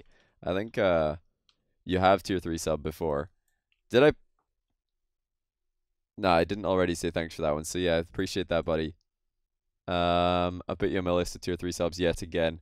And thanks to Absolute Unit for the Prime sub. Simijar for the Prime sub. Unborn Prophecy for the Prime sub. RobbieG26 and Lisp QY for the Prime subs. OBJJF56 for the tier 1 2 months. Finesse God for the tier 1 3 months. And also Oreo Oscar for the tier 1 2 months. Welcome back, everybody. Appreciate that. Alright, okay, hold on. What on earth has Shogun been up to? I've muted him, but he's still having a good time, it looks like. Shogun, what on earth is happening over here? What? No, shut up. What is... You've got more subs than this. Okay, I know you do. Keep it going. No, that's all. What's happening? No, you've got 2,000 more. Alright, so I mute you again. I'm still follow backwards. You still calendar Shogun backwards. Oh, I know what you did. Oh You know what I no. did. You don't know nothing. Oh no, he didn't. He didn't follow Callum and Shogun on Twitter, and it was backwards because I flipped his face cam. Look, I didn't do anything. It was your fault. Now look what's happened. Okay, I've got ink all over my finger. I'm gonna have to go to the bathroom at some point to wash that up. I can't eat sandwiches now because I might poison myself. Yeah, Guanyin is helping okay, out here, but Shogun is trying his best, which is all you can really ask of him. Wait, I can try really hard. Right, while he's doing this, I'm gonna like scroll up and see what you guys are asking in terms of questions. Right, how's that for a start? Wait, can't see. Yeah, it's oh not bad. my days. It's not bad. It's not bad. What's the go-to sandwich for you at the Subway? Probably spicy Italian for me. Are we doing marbles today? Don't think so. Tomorrow though, maybe, or maybe the next day. Oh, Best well, looking this might be Rocket too League big. players. We've done best looking Rocket League players before, but like Maestro obviously is up there. Like all the NA ones are underage, so not really anything to say about that. Well, let's see. I've done all right here. I've got to say, that's not bad for backwards writing. Wait a second. I can't see it. I can't full screen this, or else it's gonna block. Wait a minute. No, it's good. It's on your screen. Wait a minute. I'm gonna full screen. Let's see this. There we go. Not bad, actually. Not bad. That's You gotta not hold bad. it up to It's the not the camera. greatest handwriting ever, and I seem to have like gone like inwards. Like it starts off really fat and then it gets over there. But I tried. Yeah, overall pretty That's- impressive, I would say. That's all I can really, do. Is half flipping ever a useless mechanic? No, not at all. Yes. It's great. Position better. You don't need to learn half flips. Is this a Shogun question? You Yes, don't know how this to is. half flip? No, I do know how to half flip now. I just got I was determined to get my okay, so here's the thing, Johnny. Right. I was determined to get triple grand champ without learning how to half flip. And I did it. Okay? So who's the idiot now? I mean, if you ball chase all the time, you don't need to half flip because you're always I don't going half forwards. flip. I don't ball chase either. I've just got good positioning. Yeah. Okay. Uh huh. I mean, I've learned how to half flip now. Yeah, it's very simple. I mean, I I've don't been even play playing worse. controller. I can half flip a controller. It's pretty useful. It's a really easy. It literally took 2 minutes. It's so simple. Yeah, I don't understand. I just refused. Yeah, it's like stubbornness more than anything else. Chances of Flipside make it top 2. We talked about that earlier, but it's not the worst actually. If they win both their series and Vitality beat Weedham Girls happens first in the broadcast. So if Vitality beat Weedham Girls, Flipside just need to win both their series and let Dignitas beat Weedham Girls, and they're top 2. That's it. But the first thing that needs to happen is Vitality need to beat Weedham Girls, and then Flipside have to win twice. So that's, if you're a Flipside fan, what you want to keep an eye out for. Do you think a regional playoff format will be switched after this RLCS? I certainly hope so. I think it's a pretty dead playoff format. So I don't know. Not sure what they'll do, but I hope it gets changed. Who needs to pick themselves up the most to boost to their team? Magnus. Or a lot. Yeah. Like, they're both having underwhelming seasons compared to what we know they can do. How do I feel about Remco Sayer? Didn't he wear a cap all of last season? Yeah, Remco does love a cheeky hat, doesn't he? Hmm. Actually, do you want to know who's got the best hair? Ignite, because that is all. I think his hair is actually a hat.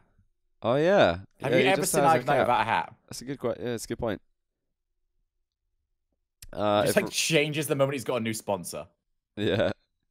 If Rogue loses to FlyQuest, do they put Matt in against CG? Who would Matt replace? Well, I don't know if they've been scrimming at all with Matt, but unless they've been scrimming with him and getting good results, I don't see them putting him in.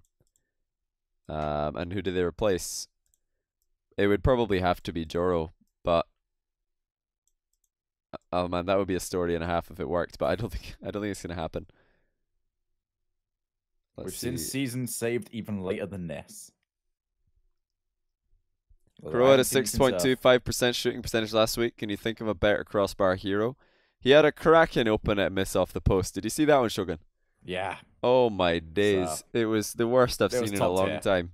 Like, wide open net. Goalkeeper's not even anywhere near the ball or near saving the ball. That's when it's scariest. You can't score open nets. He had so much time though. He had time to aim it. He had boosts so he could pick his spot. it wasn't like a tight angle. It wasn't, the ball wasn't running away from it. Like there was no reason to miss this. It was a hilarious, hilarious miss. You'd rather see Savage versus PSG or Secret versus Vitality for a revenge match? I'd rather see Savage PSG. versus PSG. Every day. I've seen Fnatic versus Secret. No, Vitality versus Secret because Freaky got sorry. kicked. Oh, that one's. Yeah, I'm not as interested in that. That would be There's juicy. not enough bad blood. That would It'll be juicy, juicy. but it's not as juicy as the other one. Oh yeah, PSG versus Bluey is very juicy. I think Savage versus PSG is more likely to happen. I mean, today Secret did lose to Method, so if Savage beat Secret, there's an extremely good chance that they finish 6 wins, 1 losses, and that would put Secret on 5 wins, 2 losses, and then it doesn't matter who wins out of Method and Method and Red Reserve. It doesn't matter. Doesn't matter who wins because I'm all down. I will set up. I will pay out of my own pocket and start a community drive to have the if PSG versus Savage does happen, I will pay to have that out of my own pocket. Yes, please. But then they'll show up to LAN and there'll actually be 0 bad blood whatsoever because Rocket League pros. Like I will go full sociopath and I will manipulate. I've never seen anyone in like the Rocket League scene like so much as, you know, flick a piece of paper at another person in the Rocket League. Like all of the like what do you call it? Like arguments and stuff that happens on Twitter, all of the beef, it's like it's all behind a keyboard and a screen. Like nobody's doing anything at LAN. Nobody even says anything mean to each other. They're all too nice. Still want my show match. I've never been on a show match. I'll teach these guys how banter works. Like the one show match we did have, they put me on the bloody microphone for it. So me and Kappa are too busy taking selfies for Twitter. Oh yeah, I remember that one. Here, I did not enjoy that. But yeah, listen, talking about RLRS for a bit. So I think the only series that the only 2 series, like this is a good thing about RLRS this season, is that what do you call it? The only series that matter are all happening like this weekend. I just accidentally played epic music for just a split second there. Sorry about that. Because I panicked for a second. I was like, where's that coming from? But I found it. But yeah, you've got first game of the day, Secret versus Savage. If Savage win that, they're probably getting top 2. If Secret win that, they're definitely getting top 2. Savage obviously have to go on and beat Clappers after that, so it's not, and also Excel. And Excel have actually looked pretty decent recently, so it's not a free win by any means. But yeah, whoever wins Secret versus Savage is probably getting top 2 and is probably relegating the other out of top 2. But if Secret are the ones who beat Savage, Savage do have a way to sneak in, I think. Oh no, wait, no, they don't, because Method won today. They would have needed Method to lose today. They don't have a way to get. No, they don't have a way to sneak in, do they? Let's see. Okay, so if Red beat, nah, because what are they called? Copenhagen Flames are probably just going to lose to both Method and Red Reserve. That'll mean Method and Red Reserve are both in 5 wins each, and one of them will go to 6 wins for beating the other. So yeah, whoever loses Secret vs Savage is probably out, and whoever wins is probably top 2, and then whoever wins Method Red Reserve is probably top 2. So we don't even need to watch week 5. All those games are like pretty one-sided. Red Reserve should win, Method should win, Savage should win. GG's. And then you have your top 2. Any other questions here? F3 will make top 2. Change your mind. Have you seen Vitality play this season? Have you been following the College Rocket League? Nope. Have you been following College Rocket League? I watched some of the first episode just because I wanted to get a feel for what was happening. It's definitely not. It's hard for Europeans to watch, not only because of the timing for it, but because let's be honest, America, I think, is the only place that cares about college sports or esports. For us, if you make it to a college team, you suck still. Like, it's just banter. Like, do we have any sort of interest as a country in college or university? I've not really seen that be a thing anywhere except America. Now, that being said, I do like that CRL is a thing purely because, firstly, scholarships, me likey. Secondly, we lose a lot of our players once people hit that like higher education stage. Like they have to pick one or the other, usually gaming or getting their degrees or whatever they're trying to go for. So the fact that there is now a reason for teams to be able to play for their universities and a reason that they're allowed to continue on whilst actually still making some money is really good. So in Yeah. terms of that, I think it's a very good shout. Yeah, it's definitely a good thing. More the better Yeah. for any like Rocket League tournaments. But no, I personally don't watch it because I think there's I actually a UK university tournament. It just doesn't get. yeah. It's not Psionic sponsored, I don't think. Yeah, I was gonna say like CRL, I look at that as like it's below RLRS in quality, right? Yeah, And I don't watch I quite don't watch significantly. any RLRS because I don't really see any of those teams challenging on a world stage anytime soon. Like I think there's a big drop off between the best teams in North America in North American RLCS and the worst teams in North American RLCS. There's a huge gulf there. Then there's another huge gulf to RLRS average. There's another huge gulf to CRL. Like I'm just not. It's not relevant enough. Like for someone like me, I think who like I don't want to like I don't want to watch too much Rocket League in case I get bored of it. You know what I mean? Like Yeah, I we just don't already want to watch too consume a much of it. lot of Rocket League. Yeah, it's I think that's it's the main enough with reason why I my watched streaming it is RLCS. because I actually wanted to watch some Rocket League that night. Yeah, So it's good to have it on. But it's an the option. main Yeah. reason why people get involved in college sports is because they want to support their team. Oh yeah, And they're me and you, from we that don't. college or they're from Yeah, that we like don't area. have any sort of connection to these Yeah, temes.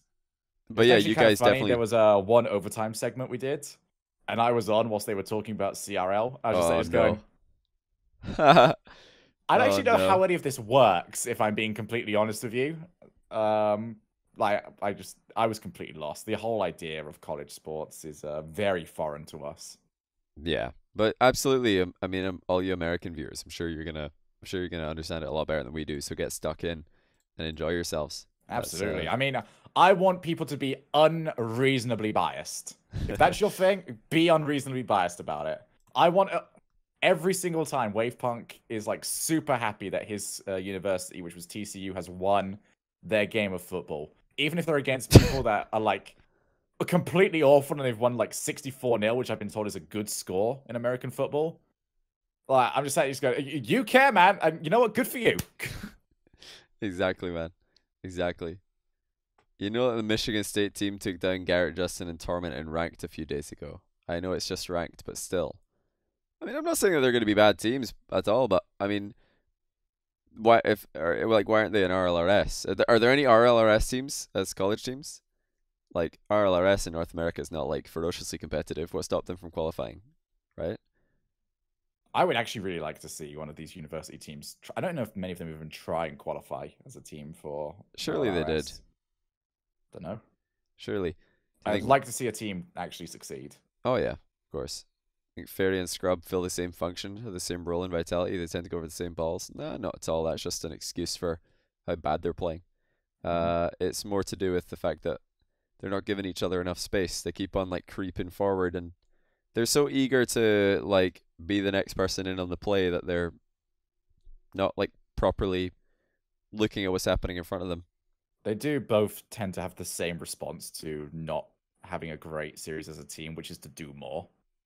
And the problem when you got two players that want to do more is they just clash, and then they try and do more. Hmm. Yeah, you got to get yourself out of that mentality.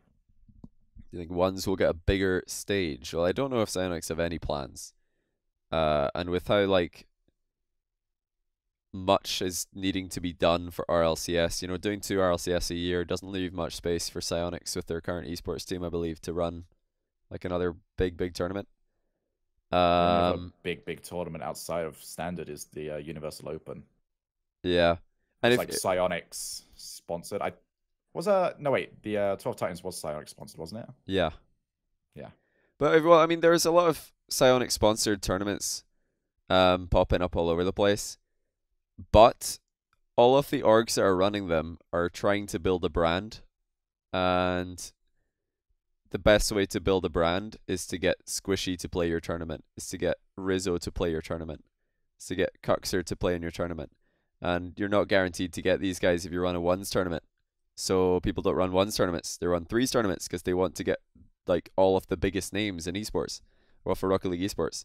Which I don't know if that's even the best strategy, because you can get a lot of views with ones, especially on YouTube. YouTube is so much more interested in 1v1 than 3v3. It's not even close. It's like a complete landslide. I don't know how many views RLCS Season 1 has on YouTube, but I'm going to check right now. I'm curious. Let's see. RLCS Season 1 Grand I think it's mainly a thing as well of in Finals. freeze, you don't input each person's individual name. And the name Cooksir to a Rocket League fan probably means more than the word Flipside does. Yeah. All right, the RLCS Season 1, or the Season 1 Grand Finals Part 1 for MLG Pro Rocket League, which I believe was Kings of Urban versus Cosmic. Yeah, no, it's actually Flipside versus Swarm, in fact. Oh, this must be a different tournament. Yeah, Flipside versus Swarm has 400,000 views on YouTube. And then the part 2, which is oh no, that's also Flipside versus Swarm. Where on earth is the Cosmic versus Kings of Urban thing? I thought that was MLG as well. Anyway, my point is, like, the most views you've got on a 3v3 video on YouTube that's competitive Rocket League is 400,000. 12 Titans has more views than that. My channel's got several 1v1s that have more views than that. 1v1 just gets more views on YouTube. And then YouTube's a really good way to build a brand for your Twitch stream, because there's so many people who only watch YouTube, and you're going to get them to watch Twitch for the first time ever by introducing them to Rocket League through YouTube.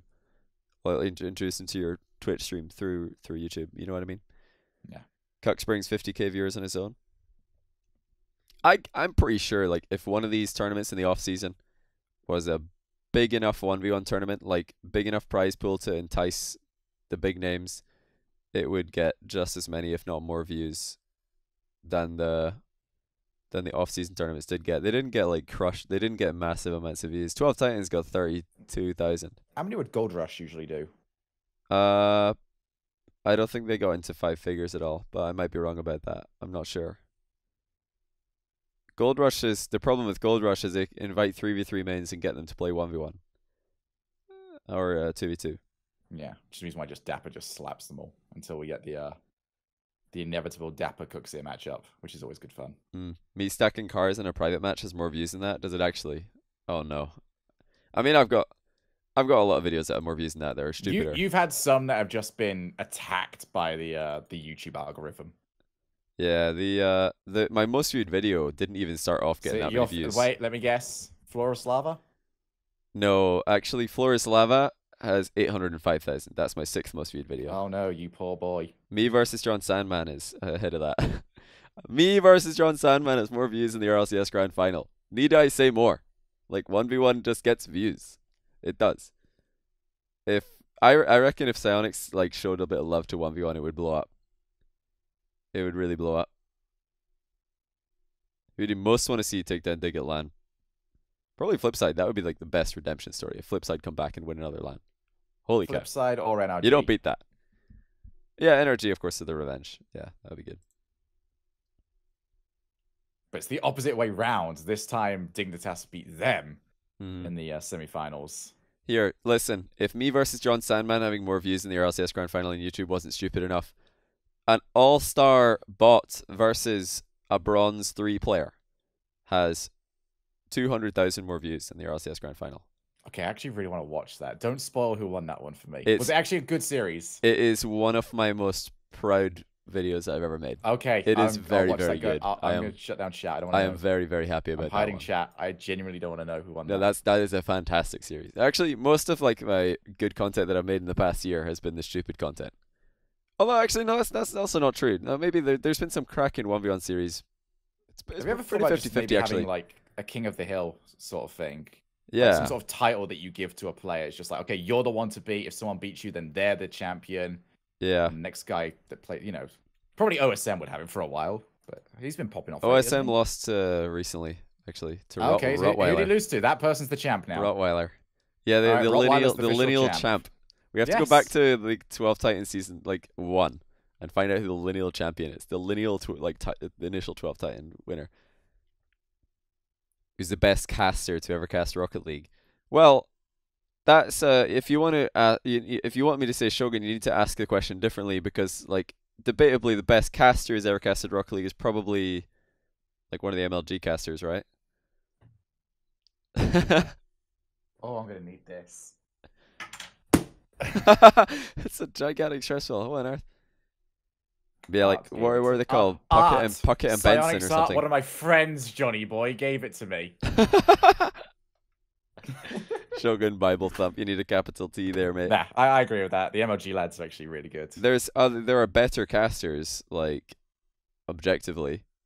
Oh, the CS:GO casters are probably the top tier, I'd say. I don't know if they've ever done Rocket League. Well, yeah, what I was saying No, is I'm like saying in there general. are better casters who have casted Rocket League. The question was, who is the best caster to ever cast Rocket League? So I know that there are people who are objectively better casters who have I'd casted say Rocket League. probably Puckett as Puckett an and Benson, overall. right? Yeah. But Then again, Golden Boy has casted a Rocket Royale. Oh yeah, and there was also what's it called? That Red Bull thing. There was a pretty good caster. The guy who knew nothing about Rocket League, he was actually really good. Then they had some analyst along with him who was trying to analyze stuff, and it was hilarious. He knew nothing about the game. Don't remember. It was probably like because I think that play-by-play guy did all 3 games. Yeah, he did. Yeah, and he was really good. So, yeah, like I liked him a lot. But impressive. yeah, he was also a big caster. Like they just got him in and they're like, please help us. So like the best caster to ever cast Rocket League is not a Rocket League caster. But I mean that's not to say that the person who has done the best Rocket League cast isn't a Rocket League caster. Like I think all of the casters from other games who have tried to cast Rocket League, they've been good, but they've not done anything spectacular. There's a lot of like gaps in what they're doing. They don't really know what they're saying a lot of the time. But who's the best Rocket League caster? Well, I mean, that's a subjective question, but I can tell you that's a good change for that everyone. When I watch Rocket or RLCS, or when I watched RLCS in the past seasons, like my favorite caster, and I'm not just saying that because he's here, was Shogun by a mile. I also really I could feel it. I was like, he's checking the bloody list. Yeah, I also really like listening to Carpet because I think he's got a really good camera presence, and he carries his voice very well. I think overall he speaks when he knows stuff to say. Talented person I've worked with overall. Yeah, Carpet's purely because Carpet is literally. There was a stage last year, I think it actually might have been earlier this year, where he was working on a broadcast maybe 5 times out of the week. Yeah, I was gonna say he does different broadcasts. That experience was doing it. Do you know? Well, I mean, do you know how difficult that must be to do different games on different broadcasts? Oh, every day of the week. Unbelievably so. I saw his notes. Yeah, especially when RLCS League play is like such a dry thing to cast as well because you're casting cars on a screen. There's no players in studio. There's like it's all talent content, which is like difficult to do as often as the RLCS casters do it. There was a period of time where I believe Carpet was working on RLCS, Clash Royale, Battle Right, and I think he was doing some PUBG stuff in there as well. All in the same week. Yeah. And at some point, you're going to be sitting on an analyst desk and the host is going to ask you a question, and halfway through the question, you're going to be like, wait a minute, what's he talking about? What game is this? Oh no, what game is this, right? It's going to happen to anybody. You're just going to have a blank. And Carpet's very good at just like being interesting, I guess. He's just an interesting personality, so I like listening to him. And I'm really sad to see Quinn go as well. I thought Quinn was very interesting. Like, I enjoyed listening to Quinn cast because he was like... I thought it was weird, the timing of Quinn going, because it looked like he was really turning the corner. Yeah, no, for real. I feel like as he was... Yeah. You can't change how Quinn was, because that's Quinn. That's a subjective thing. If you change who Quinn is, then what's the point of having Quinn? I think his mechanics as a broadcaster were getting really good. That's what I was going to say. The caster mechanics might have been lacking before. And I rarely do this. Whenever I see like a Reddit thread or something popping up about, you know, talking about another caster, I won't reply because I feel like, you know, who am I to reply? Like, people are going to be like, oh, but, you know, why are you telling this guy what to do when he's better than you? So I rarely reply, but there's one that was just digging into Quinn so badly. I was like, I have to reply to this because it's just completely like wrong. I disagree completely. And I was saying, you know, there's definitely things I think he can improve on, or he could improve on. Like,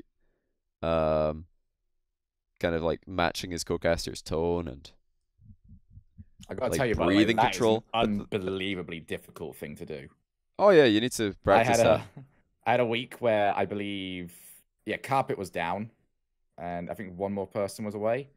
I think both Carpet and Gibbs were ill, so the whole studio was me, James Bot, Lawler, Wavepunk, and I ended up being the flex on that one. Of I was doing more analysis, Yeah. and I found it so difficult to be able to match because when play-by-play stops talking, you have to literally go at the exact same pace. Yeah, you And I want was to just going, I have no idea how to do this. yeah, you want to like match it, or else it just sounds really weird. It I sounds can like you're set trying my to. own pace, but I can't follow someone else's. Like that is an unbelievably hard skill. Yeah, and like I know I can tell you for a fact from casting with various different people. Some people are very easy to mesh with. Some are very difficult to mesh with. I'm not gonna like say anyone, but Throw them yeah, under the bus, it Johnny, but then varies. I won't. No, all the Gfinity guys are very easy to like I actually blend in really, with. I can't wait to work with Damascus next season. He's the one person I haven't worked with. He's big on conversational casting as well, so I mean, that's very easy Europe all the stuff. wave, isn't it? Um, what were we talking about? Oh yeah, so yeah, Quinn. Yeah, I liked Quinn's casting. I don't know why he didn't get renewed. Like, and I say that when I say I don't know why, I mean I actually don't know why. Like I don't know why that decision was made. No idea. I ain't got anything for you, But buddy. I also don't see how that's a good decision. I think he was one of the more interesting broadcasting talent. I think you just needed more airtime. Just need more practice, yeah. Yeah. So, especially like you said, he was getting really better. I don't know. I don't know what Quinn's up to these days. I need to catch up with him. Miss Quinn. I haven't seen him around. I think he's pretty much done with the community. It's like a pretty tough one to take, right? Oh, I can't imagine myself sticking around if that happened. Yeah.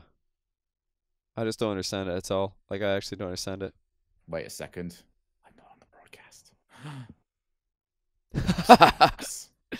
It did happen to you, Shogun. Is there any RLCS caster that rhymes every line? No, I don't think so. I have rhymed on occasion. I sometimes do that in my solo casting. I had one when Cloud9 had a passing play going on. Yeah. And I just saw the opportunity, just took it. Because Cloud9 was passing, I just went 1, over to 2, over to 3. Oh, and it's going to be finished off by 4. Cloud9, can you show me more?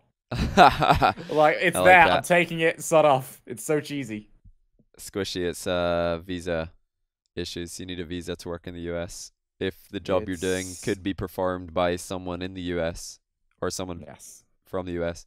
So it's a lovely time. Yeah, if what you're doing in USA is deemed doable by a US citizen, then you need a visa to do it if you're not from the USA. So that's why Shogun so much fun. Can't do this season. It also takes like months and months to get visas like this. Oh yeah, like I'm trying so hard to work that through as quick as I can.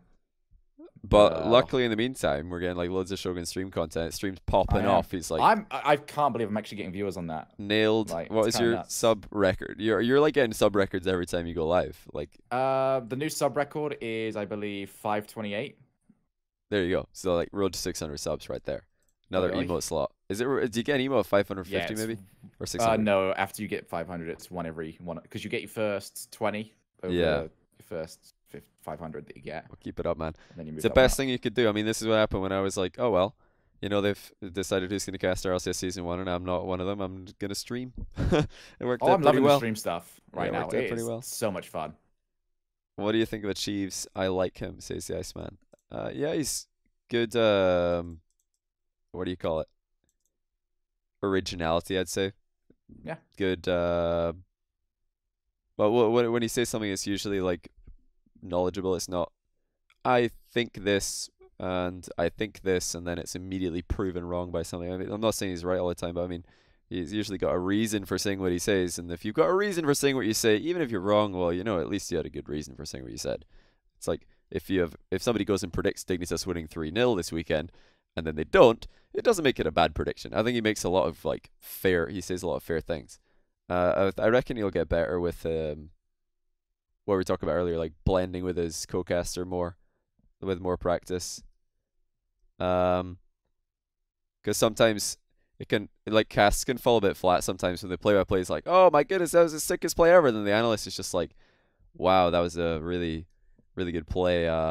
Actually, the 17th goal of the season for this guy. You're just like, mate, like, come on, we don't need stats right now. Just have some fun with them. You know, like like stats are great, but sometimes it's better to just not.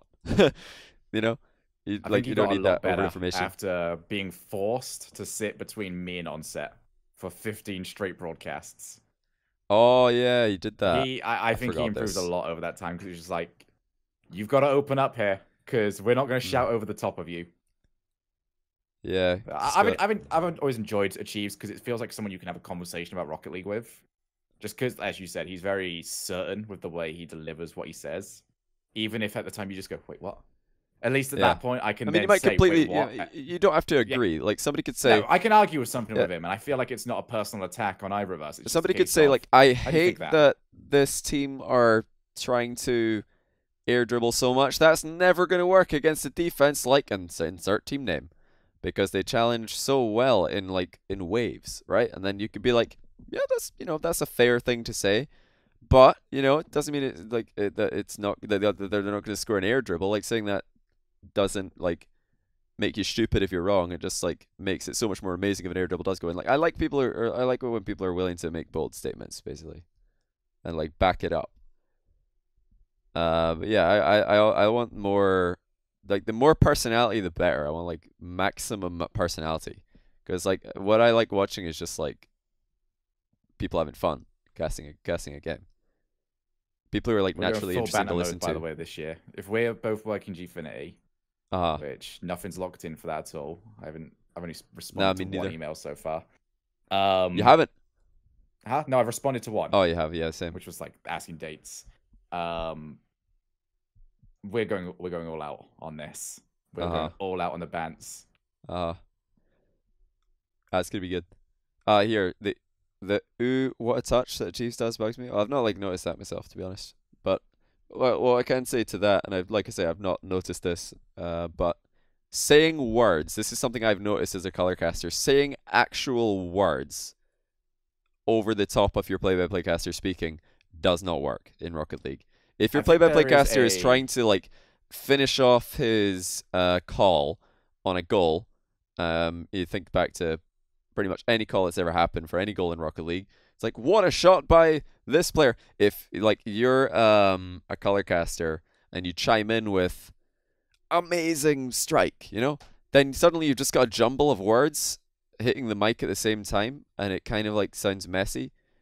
Yeah. And if you do like a yelp synergy instead, like a findable carpet, oh, like that matches way better because it's not gonna confuse the words that the play-by-play caster's saying, but you are gonna get your emotion across, which is the key. You need to get your emotion across. You don't necessarily need to share information.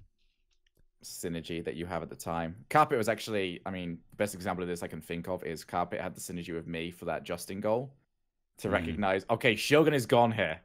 Yeah, yeah. He has officially run out of breath. I need to take this for at least a few words. Like after the ball hit the sidewall, he realized I was gone. He shouted in, it's hit the floor. He's hit the corner. He's got the flick. Yeah. Just that time was all we needed. Mm-hmm. And I mean, that does happen a lot in casting. Sometimes you're just going to have a coughing fit and mute your microphone and the other caster's just going to talk. Oh, yeah.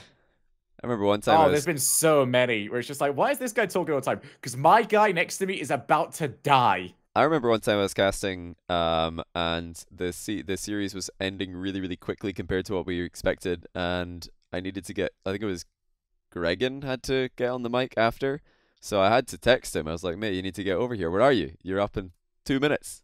I think it was one of the insomnias we did, and I'm casting with Leaf or someone at the time. I don't remember who, but that would have been. I had to just show him my phone. I'm like, keep talking.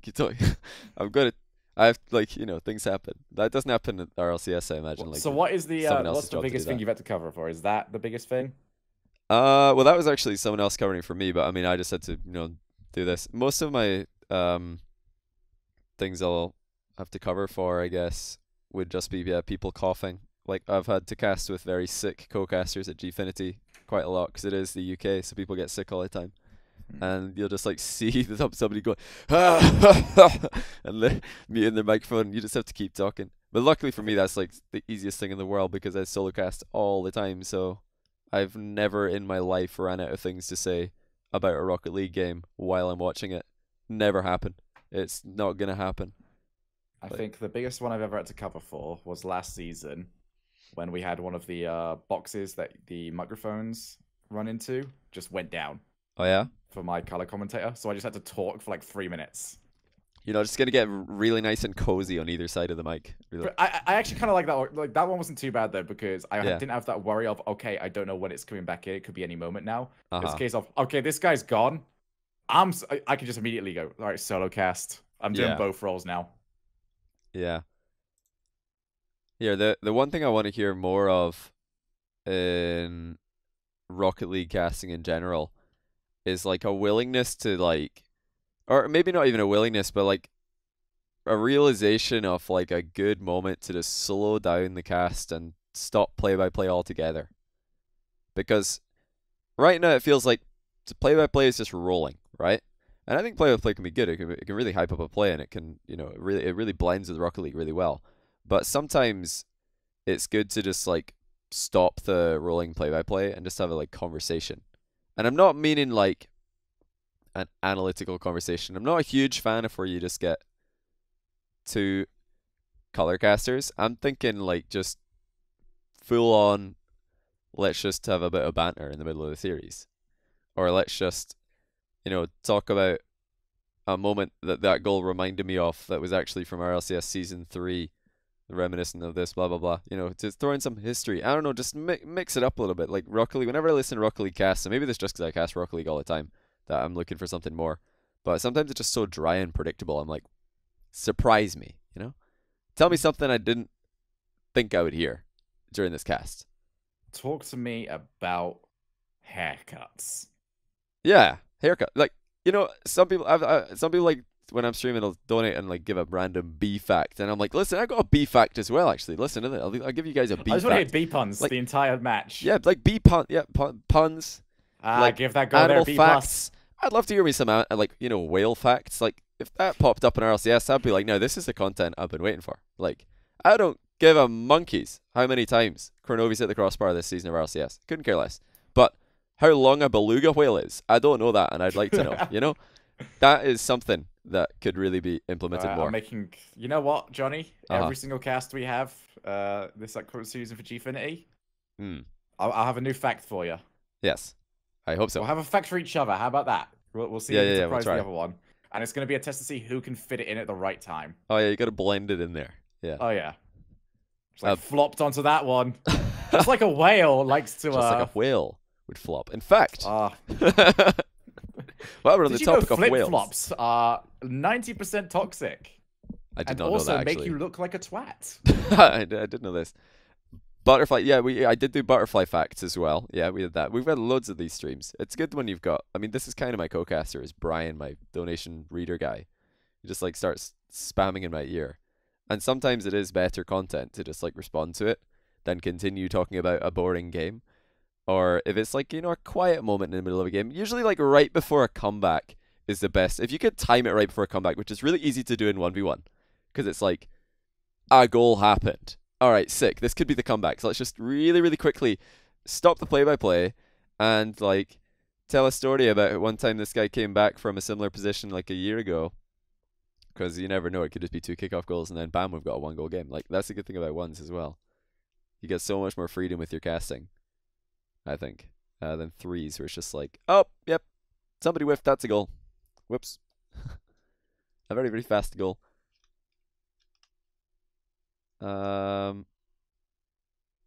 Basking sharks are some of the blackest souls in the ocean. A great white might eat 2 or 3 seals in a month and be happy. That wasn't good enough for the basking shark. The basking shark needed more death.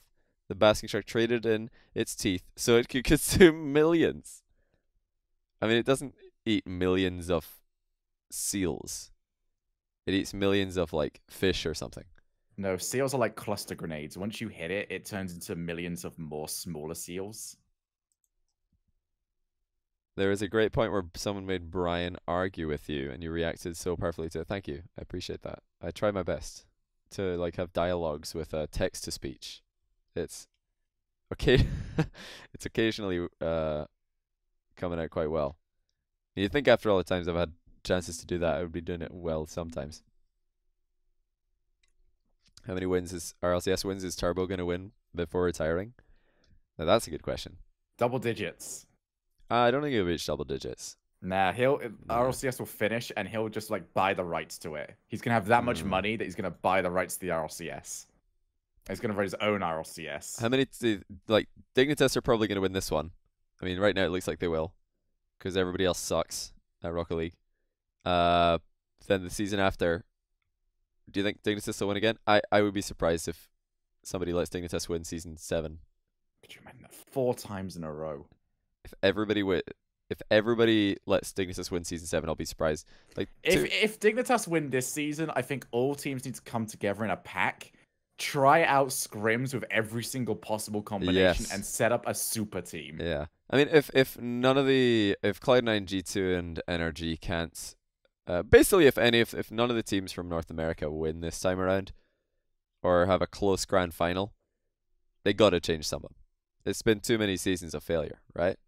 Yeah. That'd be 3 in a row. That's an entire like year and a bit of not winning, and they're all trying to win. Well, I mean, they say they're all trying to aiming for #1 or nothing else.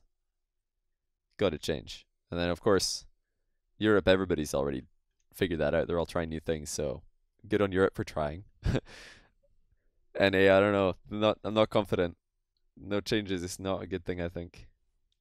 Is that not true? All the teams who've caused Dignitas trouble have been new teams. They lost to Muffin Men right after Muffin Men formed. And then that ran on for a while. Cloud9 beat them. Or no, wait, who beat them in I've forgotten who beat Dignitas. No, because G2 beat them when PSG beat them. Forever. Method beat them. And they were both new teams also. Well, actually, Method were not a new team, but they were coming from they didn't even qualify for LAN the previous season, and they started playing GFIN and got a lot better. So what you need to do is, because Dignitas will not lose to the same team twice. You need to have a 4-player roster. Yeah. And you need to have someone that's just as strong as the sub, so that way after you put them down to a lower bracket, smart. You can switch it again. Yeah. You go undefeated and then you still sub in a new player for the grand final. Oh yeah. Like you have to, otherwise they're gonna figure you out. Indeed. To be a good caster, you need to be at least champ, right? To be a good Rocket League caster, you don't even have to play a single Rocket League game. That is the facts. I think that's coming from Rocket League the other day. I was very impressed. What's that? I think I saw Carpet playing Rocket League the other day. Oh, that's impressive. I think it was like the first time in some time. But yeah, I was gonna say that's coming from like me and Shogun are like 2 of the higher rated casters, and we don't think it helps us at all. Like we could try and use that to sell us to like sell ourselves. Like yeah, we're also really high level. It helps a lot. It doesn't. If we were genuinely high level casters, like up there with the CS:GO guys who are working week in week out, we wouldn't have the time to be champ level at this game. You don't have time to be high level in the game. You would be working too much. Yeah. Yeah, I'll be in Vegas for the LAN. I can guarantee you, if I was working week in, week out on events, I would know more than if I was to play, ranked every single day. I mean, I'll go through like phases where I actually don't play Rocket League like at all.